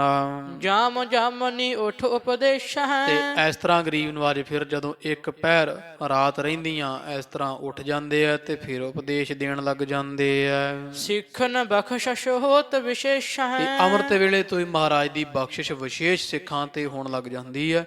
ਵੱਡੇ ਵੇਲੇ ਵੱਡੇ ਤੜਕੇ ਹੀ ਮਹਾਰਾਜ ਦਾ ਦੀਵਾਨ ਸਜਦਾ ਹੈ। ਵੱਡੇ ਤੜਕੇ ਅੰਮ੍ਰਿਤ ਵੇਲੇ ਹੀ ਪਹਿਰ ਰਾਤ ਰਹਿੰਦਿਆਂ ਹੀ ਸਿੱਖਾਂ ਤੇ ਬਖਸ਼ਿਸ਼ਾਂ ਹੋਣ ਲੱਗ ਜਾਂਦੀਆਂ ਨੇ। ਰਿੱਧ ਸਿੱਧ ਨਾ ਨਿੱਧ ਖਰੀ ਹੈ, ਗਰੀਬ ਨਵਾਜ ਦੇ ਸਾਹਮਣੇ ਖੱਬੇ ਸੱਜੇ ਗਰੀਬ ਨਵਾਜ ਦੇ ਪਾਸ ਰਿੱਧੀਆਂ ਸਿੱਧੀਆਂ ਨਿੱਧੀਆਂ ਕਰਾਮਾਤਾਂ ਹੱਥ ਜੋੜ ਜੋੜ ਕੇ ਖੜੀਆਂ ਹਨ। ਦੇ ਤੋ ਸੋ ਜਿਸ ਪਰ ਕਿਰਪਾ ਕਰੀ ਹੈ, ਤੇ ਜਿਹਦੇ ਤੇ ਮਹਾਰਾਜ ਦੀ ਕਿਰਪਾ ਹੁੰਦੀ ਰਿੱਧੀਆਂ ਸਿੱਧੀਆਂ ਉਸੇ ਦੀ ਝੋਲੀ ਪਾਈ ਜਾਂਦੇ ਆ। ਉਹਨਾਂ ਸਿੱਖਾਂ ਨੂੰ ਭਾਈ ਮੰਝ ਵਰਗਿਆਂ ਨੂੰ ਭਾਈ ਭਗਤੂ ਵਰਗਿਆਂ ਨੂੰ ਗਰੀਬ ਨਵਾਜ ਨਿੱਧੀਆਂ ਸਿੱਧੀਆਂ ਬਖਸ਼ ਦਿੰਦੇ ਆ, ਜਿਹਦੇ ਤੇ ਮਹਾਰਾਜ ਦੀ ਪ੍ਰਸੰਨਤਾ ਹੁੰਦੀ ਹੈ, ਜਿਹਦੇ ਤੇ ਹਜ਼ੂਰ ਦੀ ਖੁਸ਼ੀ ਹੁੰਦੀ ਹੈ। ਭਗਤ ਪ੍ਰੇਮ ਕੈ ਆਤਮ ਗਿਆਨ, ਆ ਭਗਤ ਪ੍ਰੇਮਾ ਭਗਤੀ ਤੇ ਜਾਂ ਫਿਰ ਜਿਹੜਾ ਆਤਮ ਗਿਆਨ ਹੈ। ਪਾਵਹਿ ਆਪਣੇ ਬੰਧਨ ਹਾਨ, ਤੇ ਸਾਰੇ ਸਿੱਖ ਸੰਗਤਾਂ ਪ੍ਰਾਪਤ ਕਰਦੀਆਂ। ਕੋਈ ਮਹਾਰਾਜ ਤੋਂ ਬ੍ਰਹਮ ਗਿਆਨ ਦੀ ਦਾਤ ਪ੍ਰਾਪਤ ਕਰ ਲੈਂਦਾ ਹੈ, ਕੋਈ ਪ੍ਰੇਮਾ ਭਗਤੀ ਦੀ, ਕੋਈ ਆਤਮ ਸਵੈੰ ਸੁਧ ਸਰੂਪ ਦਾ ਪ੍ਰਕਾਸ਼ ਹਿਰਦੇ ਕਰਵਾ ਕੇ ਤੇ ਆਪਣੇ ਜਨਮ ਮਰਨ ਦੇ ਸਾਰੇ ਬੰਧਨ ਜਿਹੜੇ ਹੈ ਗਰੀਬ ਨਵਾਜ ਦੀ ਉਪਦੇਸ਼ ਸਿੱਖਿਆ ਸਦਕਾ ਸੰਗਤਾਂ ਨਾਸ਼ ਕਰ ਲੈਂਦੀਆਂ ਹਨ। ਇਹ ਹੈ ਵਡਿਆਈ ਧੰਨ ਧੰਨ ਸਾਹਿਬ ਸ੍ਰੀ ਗੁਰੂ ਅਰਜਨ ਦੇਵ ਜੀ ਮਹਾਰਾਜ ਸੱਚੇ ਪਾਤਸ਼ਾਹ ਜੀਆਂ ਦੀ, ਜਿਨ੍ਹਾਂ ਨੇ ਭਾਈ ਮੰਝ ਵਰਗੇ ਸਿੱਖਾਂ ਨੂੰ ਤਾਰਿਆ। ਜਿਹੜੇ ਕਦੇ ਆ ਪੀਰ ਨੂੰ ਮੰਨਦੇ ਸੀ, ਭਾਈ ਮੰਝ ਵਰਗੇ ਲਾਲਾਂ ਵਾਲੇ ਦੇ ਪੁਜਾਰੀ ਸਨ। ਉਹ ਵੇਖ ਲੋ ਇਹੋ ਜੀ ਸਿੱਖੀ ਕਮਾਈ, ਮੰਝ ਗੁਰੂ ਕਾ ਬੋਹਿ ਥਾ ਜਗ ਲੰਘਣ ਹਾਰਾ, ਐਡੀ ਪਦਵੀ ਪ੍ਰਾਪਤ ਕਰਕੇ ਗਏ। ਤੋ ਇਸ ਕਰਕੇ ਸਾਧ ਸੰਗਤ ਜੀ ਗੁਰੂ ਨਾਨਕ ਪਾਤਸ਼ਾਹ ਮਹਾਰਾਜ ਦੇ ਘਰ ਵਿੱਚ ਸੇਵਾ ਵੱਡੀ ਹੈ। ਸੇਵਾ ਕਰਨੀ ਪ੍ਰਧਾਨ ਹੈ, ਕਥਨੀ ਪ੍ਰਧਾਨ ਨਹੀਂ। ਗੁਰੂ ਕੇ ਘਰ ਵਿੱਚ ਕਥਨੀ ਨਾਲੋਂ ਕਰਨੀ ਪ੍ਰਧਾਨ ਹੈ। ਤੇ ਭਾਈ ਮੰਝ ਦੀ ਕਰਨੀ ਹੈ, ਜਿਨ੍ਹਾਂ ਨੇ ਸਾਧ ਸੰਗਤ ਜੀ ਅੱਜ ਉਹ ਵਰਦਾਨ ਲੈ ਲਿਆ ਵੀ ਮਹਾਰਾਜ ਅਗਾਂਹ ਸਿੱਖਾਂ ਦੀ ਐਸੀ ਪਰਖ ਨਾ ਕਰਨੀ। ਨਹੀਂ ਤਾਂ ਸਾਧ ਸੰਗਤ ਜੀ ਹੁਣ ਵੀ ਜੇ ਕਿਤੇ ਪਰਖ ਹੁੰਦੀ 90,000 ਦੇ ਇਕੱਠ ਚੋਂ 5 ਹੀ ਨਿਤਰੇ ਸੀ ਕੇਸਗੜ੍ਹ ਸਾਹਿਬ ਦੀ ਪਾਵਨ ਪਵਿੱਤਰ ਧਰਤੀ ਤੇ। ਹੁਣ ਤੀਕਰ ਵੀ ਚਾਹੇ ਆ 84 ਵੇਲੇ ਧਰਮ ਯੁੱਧ ਮੋਰਚੇ ਚੱਲੇ, ਸੰਤ ਜਰਨੈਲ ਸਿੰਘ ਜੀ ਖਾਲਸਾ ਪਿੰਡਰਾਂ ਵਾਲੇ ਇਤਿਹਾਦਕ ਜਿਨ੍ਹਾਂ ਦੇ ਨਾਲ ਮਰ ਜੀਵੜੇ, ਕਰੀਬ 125 ਸਿੰਘ ਜਿਹੜਾ ਉਹ ਅੰਦਰ ਅਕਾਲ ਤਖਤ ਸਾਹਿਬ ਮਹਾਰਾਜ ਦੀ ਆਣ ਸ਼ਾਨ ਬਾਣ ਵਾਸਤੇ ਡਟਿਆ। ਤੋ ਬੜੇ ਸੀ ਜਿਹੜੇ ਬਾਵਾਂ ਖੜੀਆਂ ਕਰ ਕਰਕੇ ਬਾਹਰ ਆਏ। ਤੋ ਹੁਣ ਅਹੁਦੇਦਾਰ ਬਣਦੇ ਆਪਦੇ ਆਪ ਨੂੰ ਪੰਥ ਕਹਾਉਂਦੇ ਆ। ਤੋ ਇਸ ਤਰ੍ਹਾਂ ਜਦੋਂ ਕਿਤੇ ਪਰਖ ਪੈਂਦੀ ਹੈ ਨਾ ਸਾਧ ਸੰਗਤ ਜੀ, ਫਿਰ ਭਗਤ ਕਬੀਰ ਸਾਹਿਬ ਜੀ ਕਹਿੰਦੇ ਕਬੀਰ ਕਸੌਟੀ ਰਾਮ ਕੀ, ਝੂਠਾ ਟਿਕਿਆ ਨਾ ਖੋਏ, ਰਾਮ ਕਸੌਟੀ ਸੋ ਸਹਿ ਜੋ ਮਰ ਜੀਵਾ ਹੋਏ। ਜਿਹੜਾ ਪਹਿਲੇ ਹੀ ਮਰਿਆ ਹੋਇਆ ਸਾਧ ਸੰਗਤ ਜੀ ਉਹ ਗੁਰੂ ਕੀ ਪਰਖ ਸਹਿੰਦਾ ਭਾਈ ਮੰਝ ਵਰਗਾ। ਹੋਰ ਦੂਜੇ ਤੀਜੇ ਦੇ ਵੱਸ ਦੀ ਇਹ ਬਾਤ ਨਹੀਂ ਹੈ। ਤੋ ਇਹ ਗਰੀਬ ਨਵਾਜ ਦਾ ਫਿਰ ਜਿਵੇਂ ਭਜਨ ਆ ਨਾ ਕਿ ਵਾਲੋ ਖੰਨੇ ਹੋ ਤਿੱਖੀ ਵਾਲੋ ਨਿੱਕੀ ਏਤ ਮਾਰਗ ਜਾਣਾ, ਇਹ ਸਾਧ ਸੰਗਤ ਜੀ ਇਹ ਮਾਰਗ ਕਿਹੜਾ ਹੈ? ਇਹ ਗੁਰੂ ਕੀ ਸਿੱਖੀ ਦਾ ਮਾਰਗ ਹੈ। ਜੋ ਤੋ ਪ੍ਰੇਮ ਖੇਲਣ ਕਾ ਚਾਓ, ਸਿਰ ਧਰ ਤਲੀ ਗਲੀ ਮੇਰੀ ਆਓ, ਇਤ ਮਾਰਗ ਪੈਰ ਤਰੀਜੈ ਸਿਰ ਦੀਜੈ ਕਾਣ ਨਾ ਕੀਜੈ। ਇਹ ਗਰੀਬ ਨਵਾਜ ਸੱਚੇ ਪਾਤਸ਼ਾਹ ਦੇ ਦਰ ਕਰਦਾ ਪਾਵਨ ਪਵਿੱਤਰ ਵਿਧਾਨ ਹੈ।